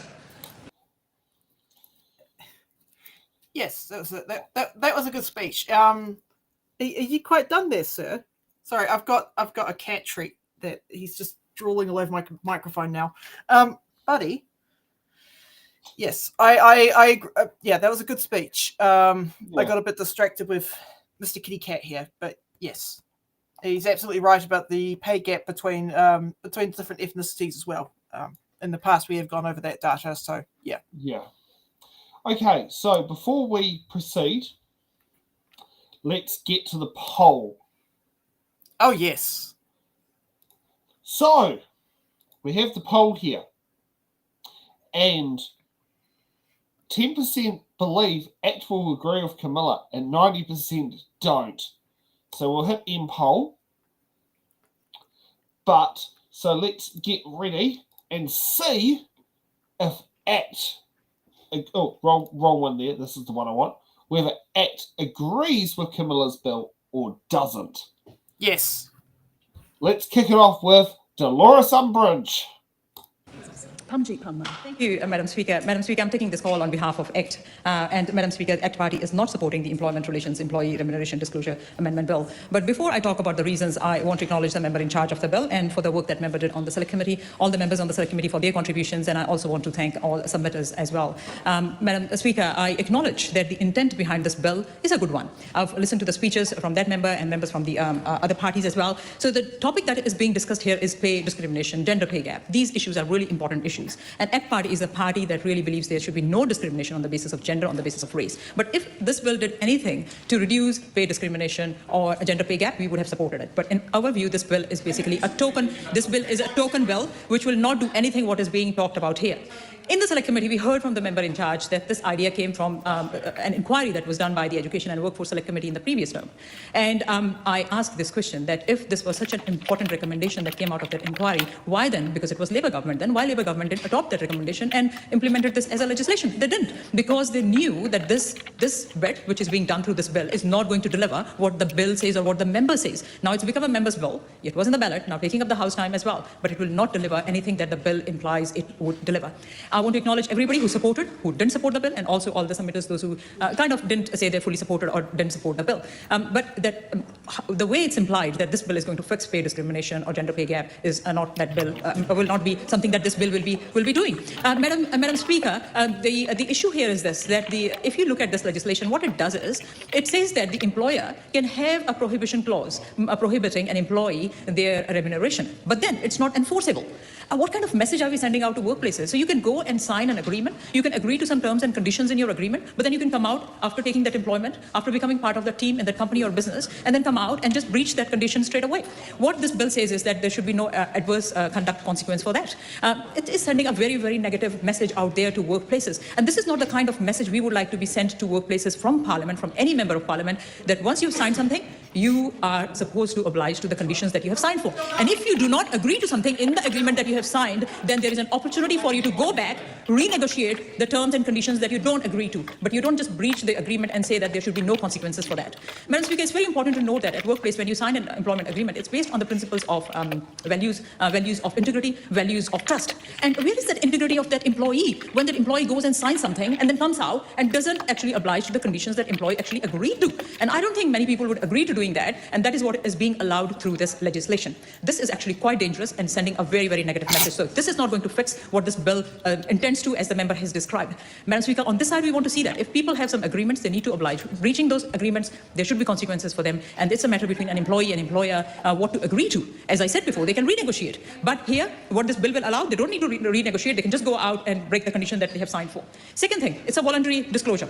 So it's up to that employee if they want to disclose how much they are earning, what their remuneration is. So again, what's the point? So if we are leaving it to employees, at the moment also it is up to employees. And also the member in charge of the bill could not give exactly numbers on how many cases of this we have seen here in New Zealand. And that's again another issue. So it's a problem that doesn't even exist. Employers and employees, when they agree to something, they're happy dealing with it, and the system is not broken, system is working fine. So if it was so important, why Labour government in the previous term, when they were in government, didn't adopt this and made it a government bill and implement it? They did, because they knew this is not going to do anything. And especially, I'm really concerned about this a component in this bill, which sends a very wrong message to workplaces. Madam Speaker, on this side, we want to stand with the voice that is grounded in reason, not a voice that is grounded in assumptions. So this bill is making lots of assumptions that somehow, with what this bill does is allowing people to breach their conditions they have signed for, and just leaving it as a voluntary thing if they want to disclose or not disclose, will somehow fix pay discrimination, will fix a gender pay gap. I've repeatedly heard how many people submitted and supported this bill. Yes, there was support for this bill, but there were people, those who didn't support this bill, and there were some substantial reasons made why people, those who didn't support this bill, the reasons that came from those people were quite substantial and very noteworthy. And here, one of the submitters says that the recommendation from that submitter was leave it as it is. The system is not broken. This submitter also said employees' remuneration has and should always be confidential between the employer and the employee. As a business owner, there are times when you may have your hand forced to pay more than the market rate to an employee for the sake of the greater good of your company. So very important point here made by the submitter, because sometimes an employee might be bringing that revenue that is needed to keep that company's financials in a healthy state, to also support more employment. So there is indirect benefit that other employees are getting. The other point this submitter makes is here, employees should be paid based on a range of factors. Skill level, we have heard this thing again and again, skill level. Yes, of course, skill level should be compared and people should be getting paid on the basis of their skill level. But then there are other things like attendance. If there is one employee who is turning up to work on time and is diligently doing their work, whereas other employee of similar skill level is going on holiday every second week, not turning up to work the same day, of course the employer will say that they want to pay more to somebody who is of the same skill level but is also diligent, is also turning up to work when needed. Then the effort is also counted. And length of service is also counted. You might be working in that company for 10 years and somebody comes along just like, and you expect that somebody who has been in that company, shown loyalty, should be paid more. An employer should be able to decide that if they want to do that. So these things matter. And these are the kind of things we believe that are important to take into consideration. Now, another submitter says this, that they recommend this bill does not go through. They said that if they believe if employees are allowed to discuss remuneration, it would have a negative effect, as all employees have different strengths and abilities, which is reflected in their remuneration, just like the other submitter said. Then another submitter said, scrap it and concentrate on how we can improve the economy to keep people employed instead.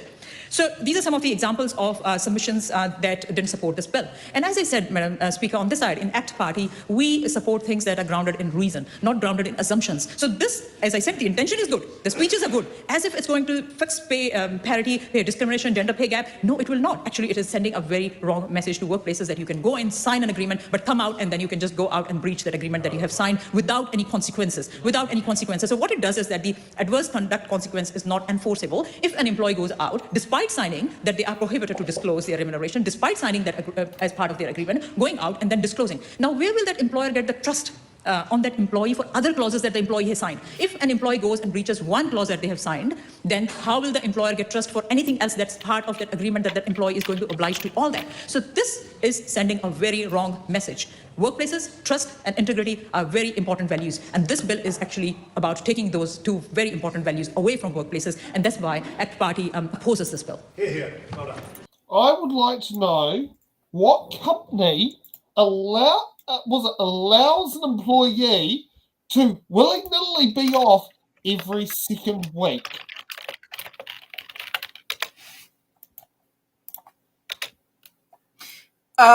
Okay, can you please share the image that... Yeah, but are you able to share the image that I just private chatted to you? Just a moment. So yeah, you literally just go up. Go up. Your logical fallacy is straw man. Well done, Parmjeet Parma.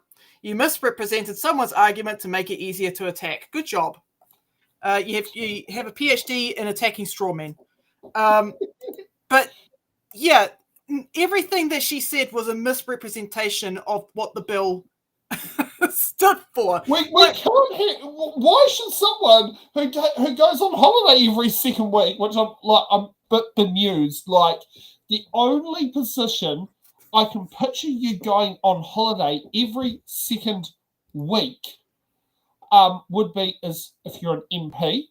Maybe Foreign Affairs Minister Winston Peters could be seen going on holiday when he goes overseas. Some people might see it as a holiday, not actually him working.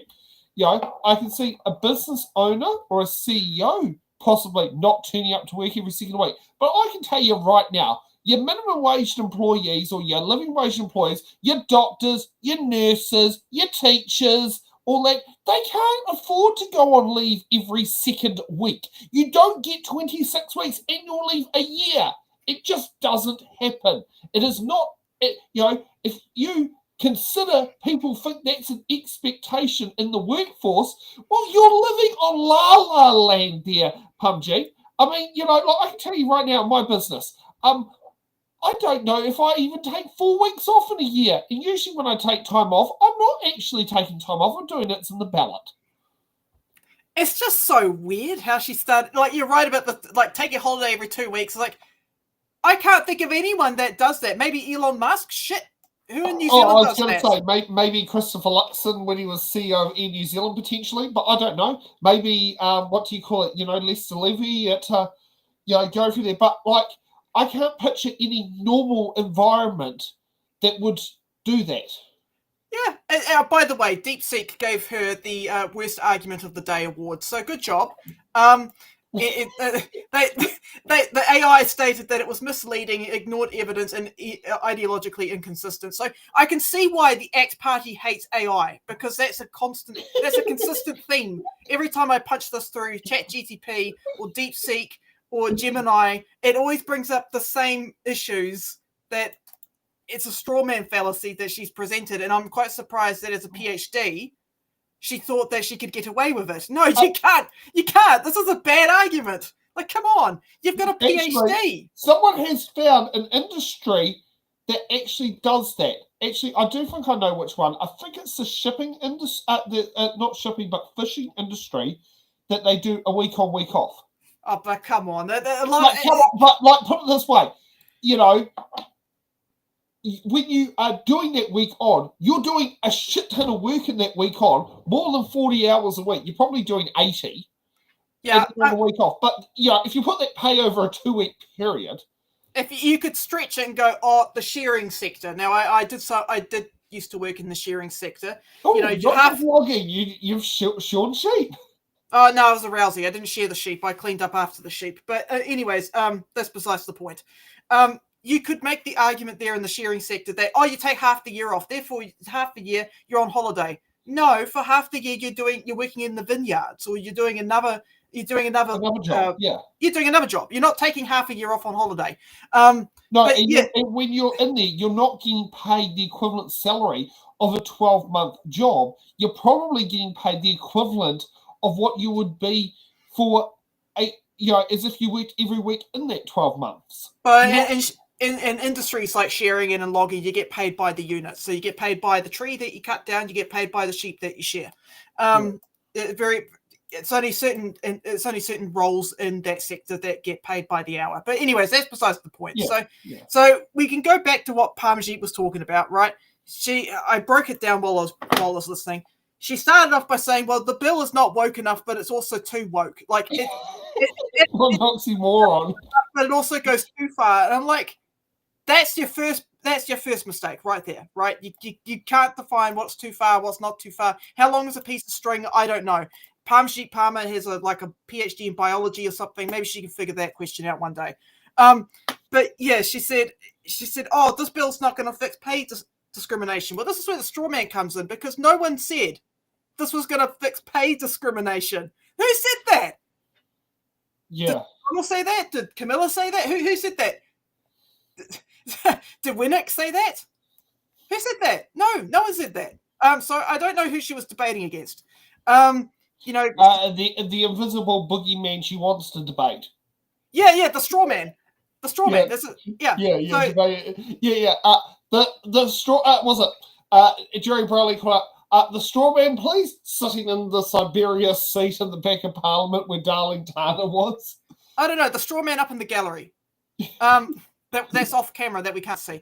But yeah, she's like, a suitable. She's out here. I don't know what she's proposing should be an acceptable consequence, but does she want workers to get fired for having a chat about pay? And it's just like, holy straw man, Batman. That was bad. That was really bad. Yeah. Now, sorry, I did word the question wrong. No, I didn't word the question wrong. I forgot to change the options on there, which is yes or no. But do you think New Zealand First will follow ACT or National? Just type in what your comments are in the comments, but we'll end that poll. Yeah, just I don't know. That was a wacky argument from Parmajit Palmer.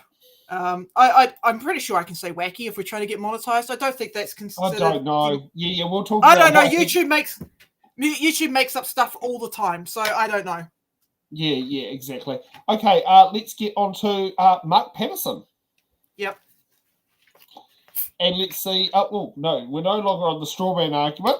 Let's get to the Mark Patterson argument. The Honourable Mark Patterson. Thank you, Madam Speaker. It's a pleasure to rise on behalf of New Zealand First for this Employment Relations, Employee Remuneration Disclosure Amendment Bill. And can I start by commending Camilla Bellich, the member in charge of the bill, who I think, as I referenced in my first reading speech, is running some sort of parallel government over there. So many bills as she's bringing before the House. She's going head-to-head with Brooke Van Velden in the numbers game, probably coming at it from a slightly different angle most of the time, it's fair to say. But it is an impressive feat to get two bills into the House and looking like passing as well.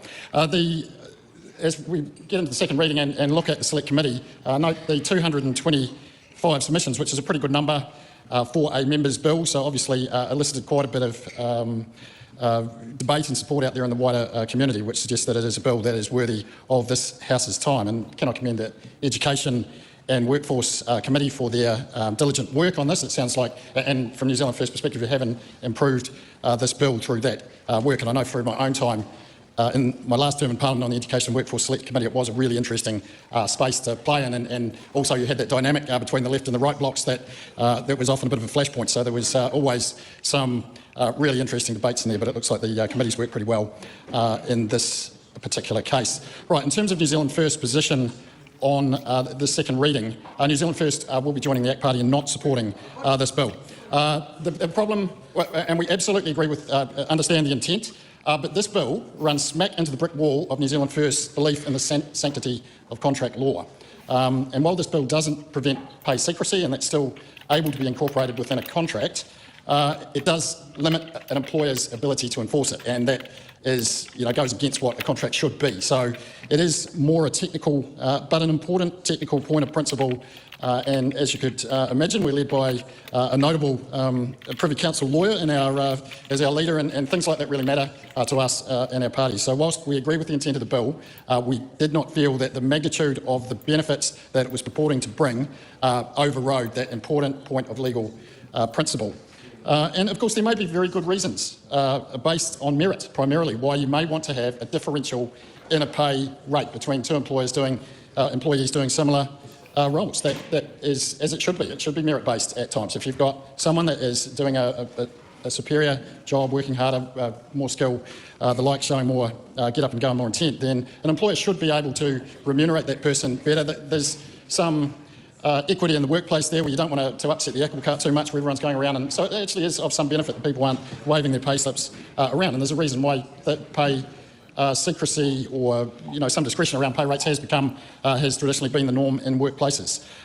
So it is not the case that there is nefarious reasons every time there is a pay differential. There is definitely merit-based reasons why you would differentiate pay. So that said, that doesn't mean that there isn't a discrimination, and we have got this gender pay gap. But as the previous speaker mentioned, and as the member herself that introduced the bill has referenced, this isn't the be-all and end-all in terms of that wider issue of, it is a tool, but it is a very modest tool, and it's not a tool that has reached the threshold for New Zealand First of breaking the sanctity of contract law. So there are other ways that we need to go about breaking down this gender pay gap, but we do not think this would have more than but a modest impact, if at all, and I think that's been acknowledged from speakers around the Parliament tonight. But I do want to congratulate Camilla Bellich again. I think this is your second member's bill. Last time we had with the wage theft bill, we had the privilege of supporting it. We did feel that that was a bill that was worthy of passing into law, and I know from that experience and the experience of dealing with this bill, it's not the fact that you brought bills that are substantive enough in nature to get genuine consideration, but from my experience, is as good as I've ever seen in terms of negotiating with other parties, trying to find where there might be some common ground and being prepared to work with them. And in this case, you have got the National Party over the line to get the numbers for this bill to pass. So it's not totally on the merits of the bill, actually. Some of it will be in the skill of the negotiation, so we do congratulate you on that. It is a fine achievement to get one bill over the line in a parliamentary term. To get two is a rather extraordinary achievement. But, Madam Speaker, I feel like I've essentially laid out New Zealand First's position on this. It is the sanctity of contract law that has trumped any benefit we may have seen through this modest clause of making it easier or less ramifications around disclosing payment. That would be breaking an employment contract. There would be no ability for the employer to enforce it, and that is an important point of principle that New Zealand First cannot support. So with that, Madam Speaker, New Zealand First will not be supporting this bill. This is a split call. Okay. Well, I mean, hey, at least they've been consistent here, right? I mean, they didn't do the right thing, but they did do the right-wing thing by restricting freedom of speech for workers. We love that. But, sanctity of contract law, well, at least they've been consistent there as well, because to be fair to them, they weren't the ones that cancelled the ferries. That was Nicola Willis. So, hey, National's been consistent too. Sanctity of contract law. National's like, nah, it's like, screw that. Give the workers their freedom to have a chat with each other about pay slips. It's just like, I kind of understand where he's coming from. Like, yeah, if you run around with pay slips, it can cause tension in a workplace. I get that, but it has to be done.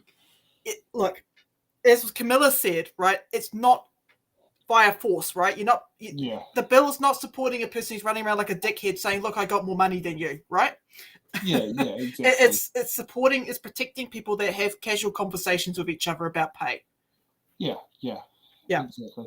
Now, I think there's a bit of drama about to come up, so let's watch it. Ricardo Menendez much. Thank you so much, Madam Speaker. First of all, I want to commend Camilla Bellich for bringing this bill forward. This is indeed a positive change, and she has been transparent with the House that this is not the transformation our workers deserve, but it is an important reform that will allow workers to actually be able to talk about the remuneration with each other, where people could identify potential gaps that may exist in the workplace, and actually to normalise the conversations about pay. These things should not be a matter of shame or secrecy. And I think it's really telling that New Zealand First continues putting workers as last, and that the ACT Party continues their completely delusional anti-worker agenda that is also completely misinformed. I can see why the National Party did not want the ACT Party speaker back when she tried to run again in Parliament, because she couldn't even describe the bill accurately. She talked about people being obliged to disclose their wages. That's not what's in the bill. I can't believe we've just been subject. A point of order, Simon Court. Madam Speaker, I understand it's against Parliament standing orders to impute a negative reference towards somebody's character, as that member, Ricardo Menendez March, has to my parliamentary colleague, Dr. Paramjit Parma. And I would ask that member withdraw and apologise for that imputation he made to my parliamentary colleague. I do agree with the point of order. It was quite unparliamentary, and you made an assumption about something, and I do think it's worthy of I would want to apologise. Thank you. But I stand by what I said. She was completely misinformed in her commentary. Point of order, Madam Speaker. Point of order, Simon Court. Madam Speaker, that's completely unacceptable to withdraw and apologise and stand by what I say. That member should be forced to withdraw and apologise again and commit to not repeating the allegation. For the comments I made in relationship to the National Party and the member, I stand by my comments in relationship to her comments on the bill. May I continue? That's fine. Yep. Carry on. So the member was indeed misinformed in her views on the bill when she talked about people being obliged. I have a point of order, Stuart Smith. Yeah, Madam Speaker, I'm confused. I don't think the National Party had anything to do with what he was That's correct, and that was the point of order, and Ricardo Menendez March clarified that, and that was what his apology targeted. I didn't Don't worry, me too, Stuart. Okay, I can clarify it for the member. That's fine. Yep. Thank you, Madam Speaker. I'm glad you understood where I was campaigning. Anyway, so the ACT Party member was mischaracterising the bill by stating that people would be obliged to, for example, talk about their wages. And it's appalling that she would have sat at the Select Committee and talk about being at the Select Committee and yet completely be ill-informed about the substance of the bill. And I think it's really telling that the ACT Party thinks that integrity is not being able to feel safe talking about how much you're getting paid, when we know that the gender pay gap and the ethnic pay gap continue to be issues in this country. People should not feel any level of shame of discussing this matter. And I think, once again, the sort of fake outrage and crocodile tears from the ACT Party just now speaks volumes to the fact that they're far more offended about simple objective descriptions about, for example, their speeches in the House in relationship to the bill, than actually how they treat everyday workers. The fact that they're far more concerned about the so-called integrity of secrecy around talking on remuneration than people having enough incomes to pay their rent, being able to afford to go to the doctor, and actually, when the situation arises and people wish to discuss with each other how much they're getting paid, that they're able to do so without consequences. I think that this reform is so common sense, and it should be so bipartisan that it says more about the political parties that are voting against it than the ones that are voting for it, because I think this is well overdue. We should, I think most people actually may be surprised that they're not supposed to be discussing this kind of things in the workplace, even though it's quite commonplace that people do it anyway, despite knowing that they could face consequences for it. And so when I hear members from the ACT Party and the New Zealand First Party talk about the integrity of these contracts, we've got to talk about the reality that these workers, who may choose to disclose the remuneration with each other, are the ones that are propping up the businesses that these political parties claim to support. These businesses are nothing without their workers, and workers deserve to, at the very least, be able to discuss the remuneration to identify whether they're being paid fairly. The ACT Party member listed a perfect example of an issue that maybe workers may want to identify. For example, a worker being penalised for taking annual leave far too often. That should not be happening. And the fact that the ACT Party thinks that this is an issue that, someone may choose to punish someone over and get better pay to someone else, when we have those legal entitlements that exist, such as sick leave or annual leave, says that we actually should allow workers to discuss these matters. Because if I was in a workplace where I was being told that because I took my legal entitlements in annual leave, I was getting paid less than a counterpart, I would be raising that issue with my employer, because that would not be fair. And so I don't think the ACT Party and the New Zealand First Party understand the lived realities of many workers who currently struggle to have these conversations and raise legitimate issues around pay with employers. I'm encouraged that the National Party supports this bill, and I want them to actually commit to putting in measures to address the gender and ethnic wage gap that exists in this country. That means many women and ethnic minority groups are going without, despite doing similar or sometimes the exact same work as their peers. We should have a country where every worker is treated with respect and dignity and free of discrimination, and this bill will enable people to have conversations on their pay in a way that allows them to organise, which is something that they are scared about. Mike Butterick. I do like the spice that he brings to the conversation. That was good. What's in his context? He's gone back to wearing glasses. I haven't seen him wear a pair of glasses since he got elected in Parliament.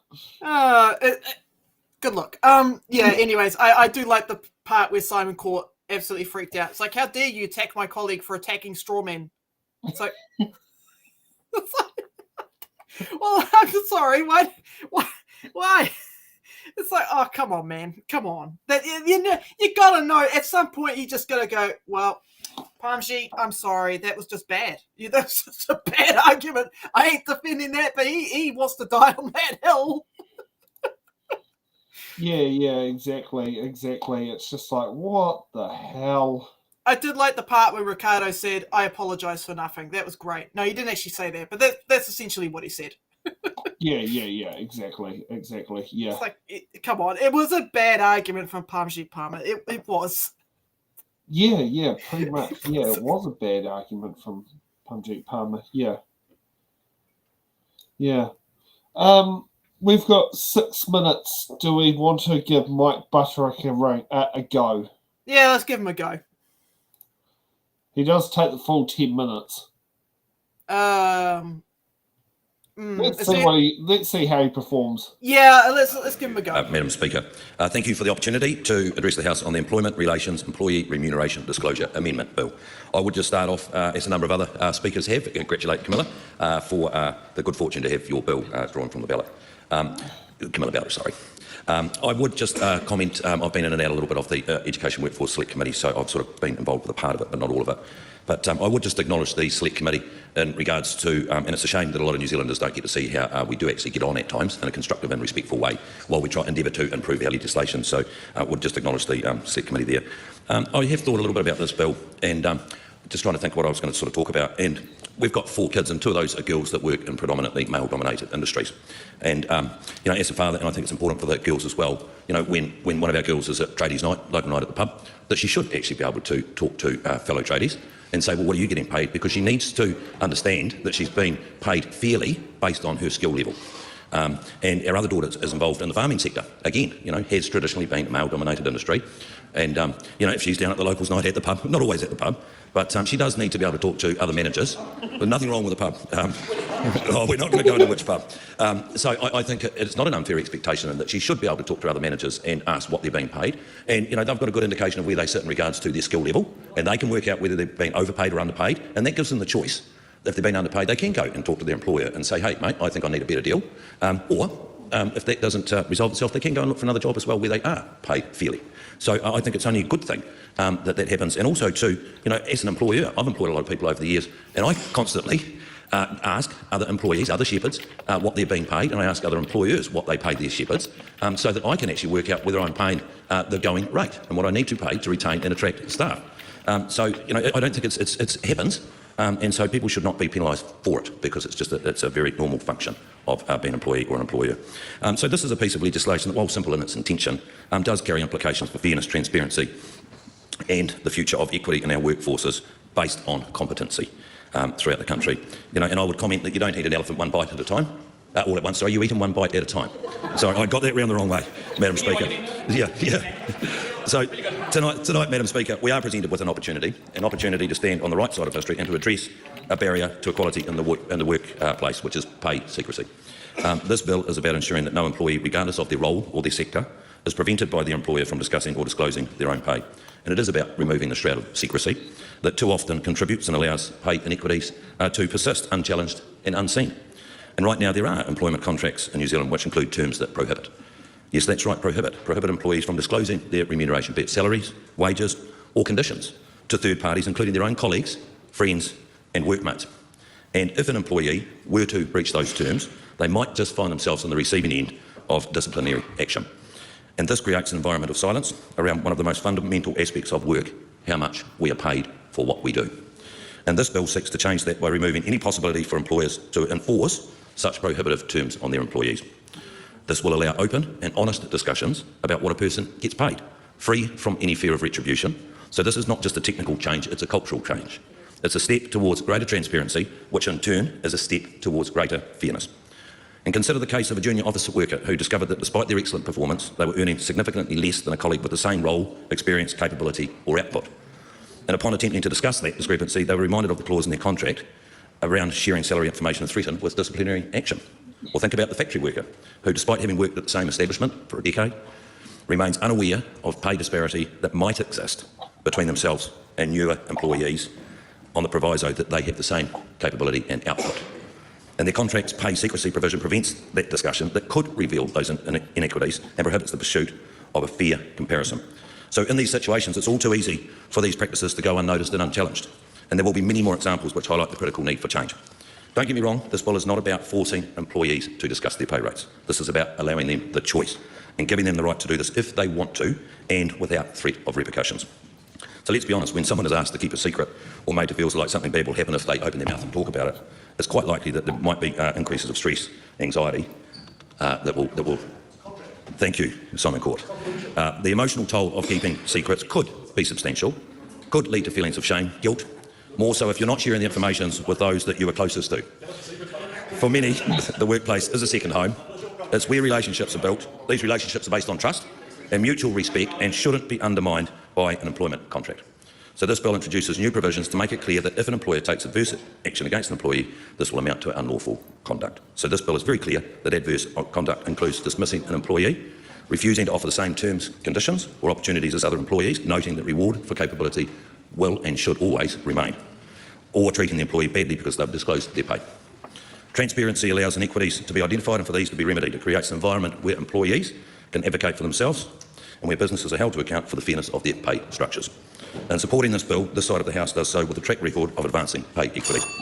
We introduced mandatory pay gap reporting in the public sector, ensured superannuation payments for women, set up the Equal Pay Act and the Equal Opportunities Trust, launched initiatives such as Women in Trades and the Future Directors Program, and amended the Human Rights Act to protect women against discrimination.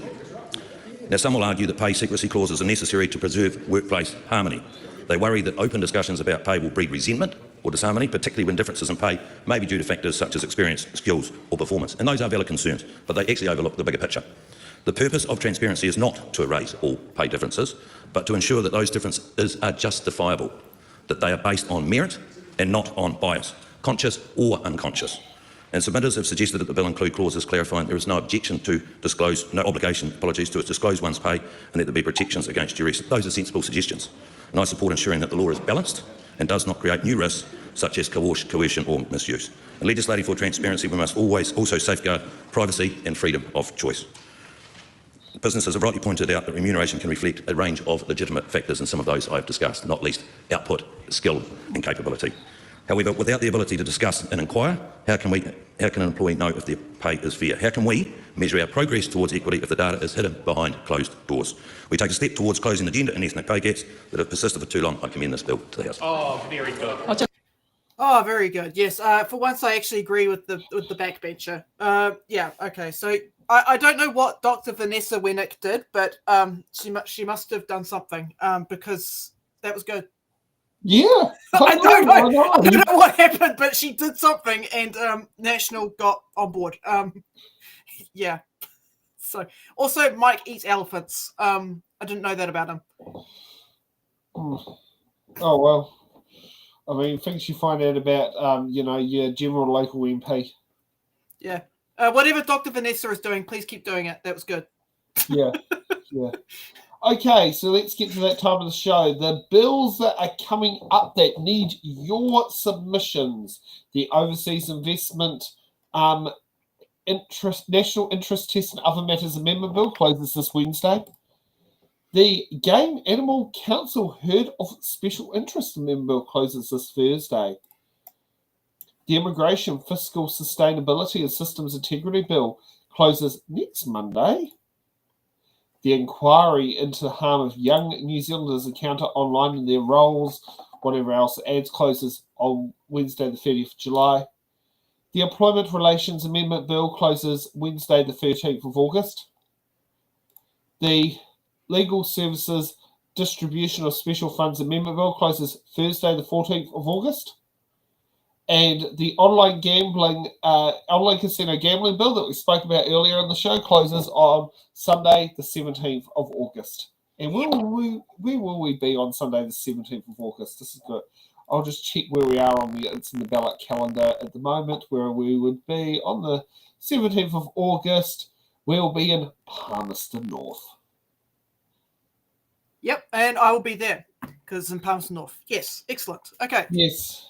And if you would like to buy a hoodie or a t-shirt,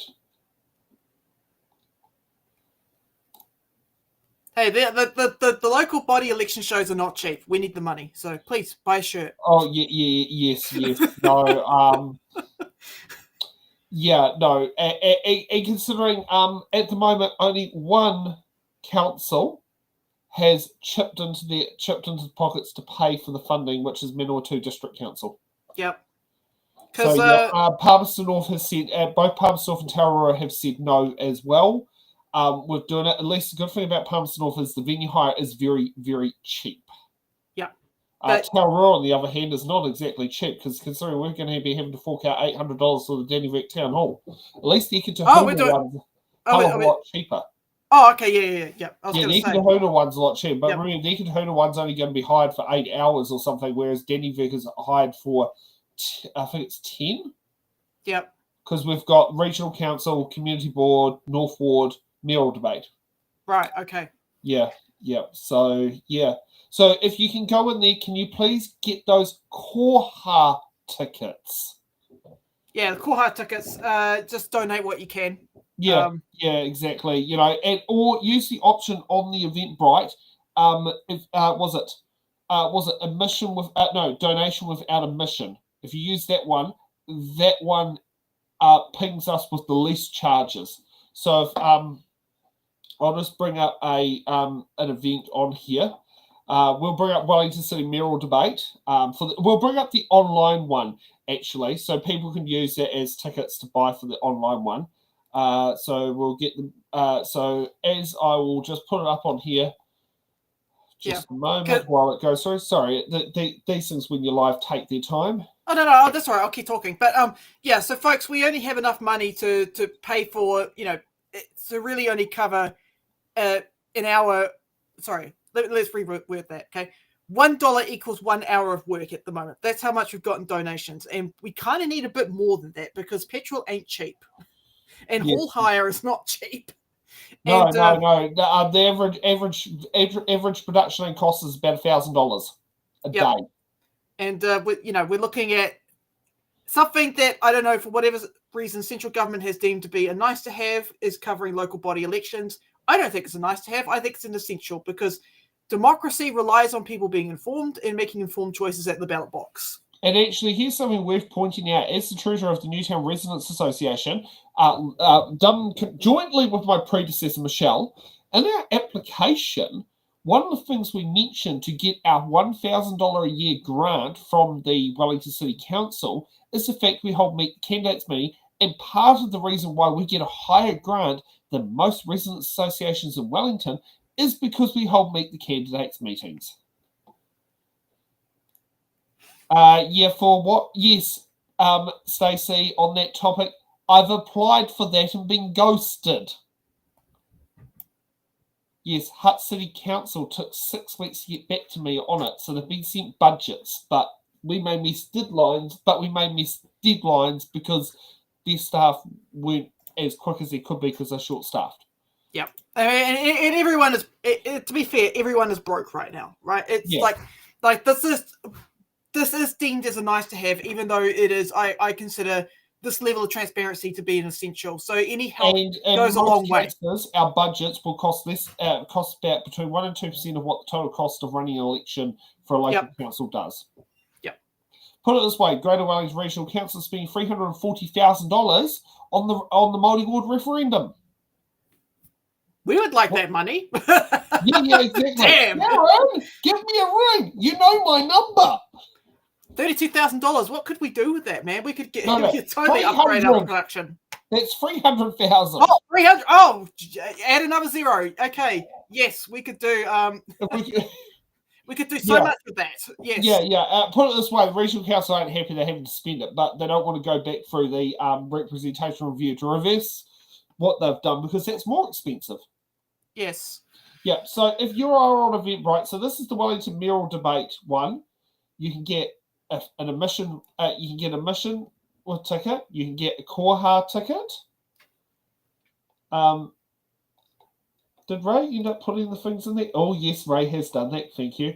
If you want to do one without, with the least fees in it, do koha without donation because that doesn't take any fees, no GST, nothing's in that particular one through the Amazon tax. Or you can also go for it on Eventbrite. You can also buy the shirts. Yes. Now, beware, the prices on there do include shipping. So whereas if you go to our merch store, the shipping gets added on at the end. Yep. So yes, if you would like to sit there and do that, and how about? And yes, I will buy another T-shirt. And get there. Online tickets for the Wellington mayoral debate to bring us an audience from online, even if their IP address is outside the Wellington City Council limits. Yep.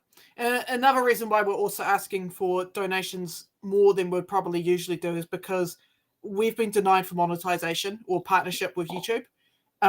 For they didn't tell us why. I'm still trying to figure that out, but apparently it's harmful content. For harmful content, I don't know what I did wrong, but I'm sure I must have said something spicy. But yeah, and here's what it says.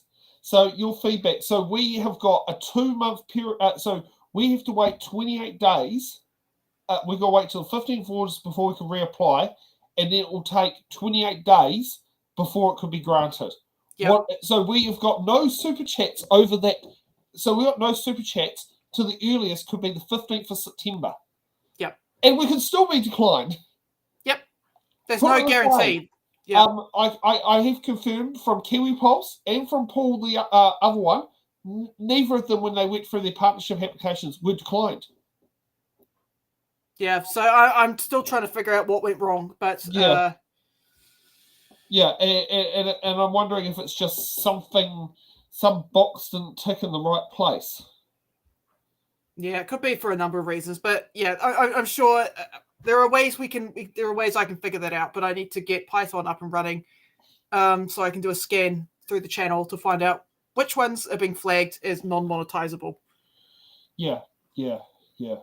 So, yeah, that's like, and we put the poll out tonight. Is our content considered harmful? Still trying to figure out why one person ticked yes on there, not no. Who ticked? Okay, I think I know who ticked yes, and that was Parmjeet Palmer. Throw Parmjeet under the bus. I like that one. Throw Parmjeet Palmer under the bus. And while the actual person who's watching is going like, yes, Parmjeet's been getting blamed for my yes. Yeah. And yes, and from what Kiwi has put on there, yes, it is probably something very small. Yeah, I mean, there are ways I can contact YouTube as well. I have found ways of contacting them, so I can also go down through that avenue as well if need be. Yeah.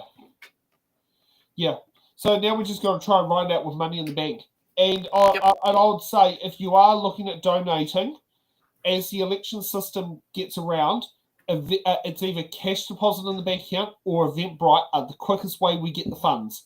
Because if we get the funds through them, Eventbrite is every Wednesday they put out the payout left 20%, and then at the end of the event it's 5 days that they pay out. Give a little. If you put a donation in July, we get paid on 20th of August. Yep. So yeah. So when you look at different ways, once we start the season up, that's when we need the cash flow to start running into the bank accounts. Now, I do have some good news that has been put out there. Now, if we go to our opening credits, not to our opening credits. Oh, no, that's not the one I want. I am looking at the wrong one.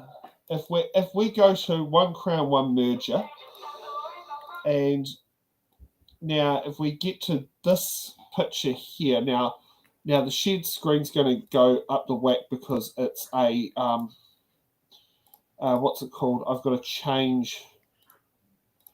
Okay, so let's. Okay.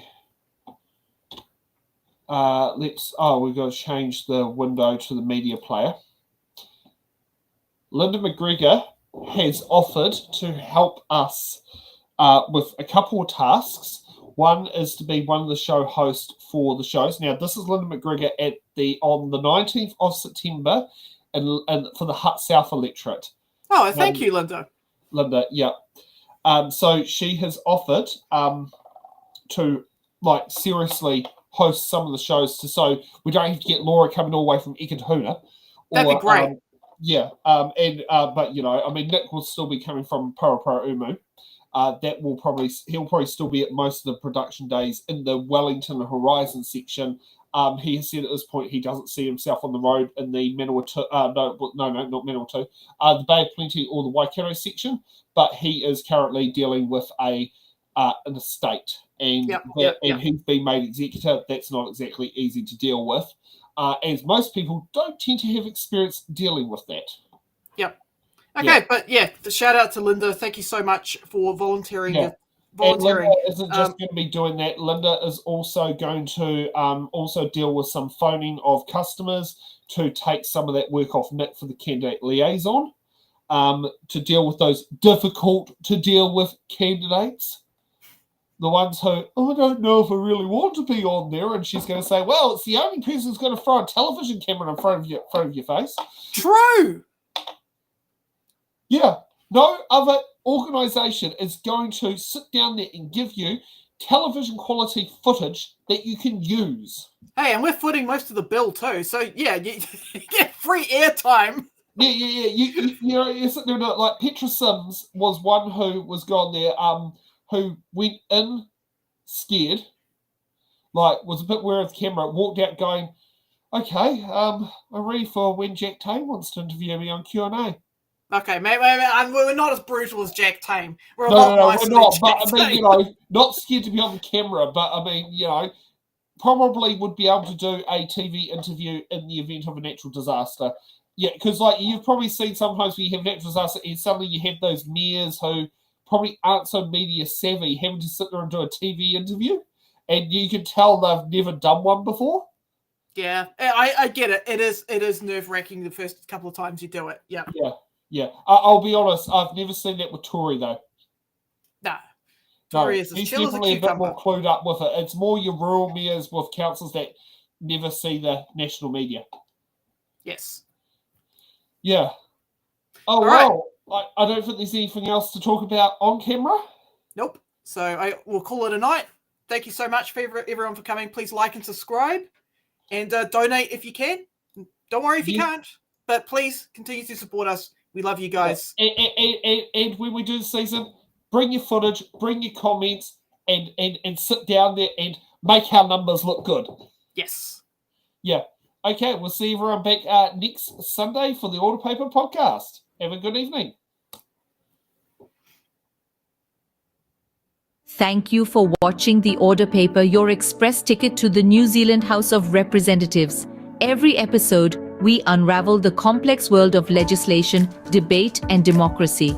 From bills to select committees, we've got it all covered. From our team of political commentators who will dissect and explain what's happened so you can remain up to date on what's happened in the Aotearoa, New Zealand Parliament. To support our channel, you can become a Patreon member at patreon.com/It's in the Ballot. The Order Paper podcast is brought to you by It's in the Ballot Productions, live at 8 p.m.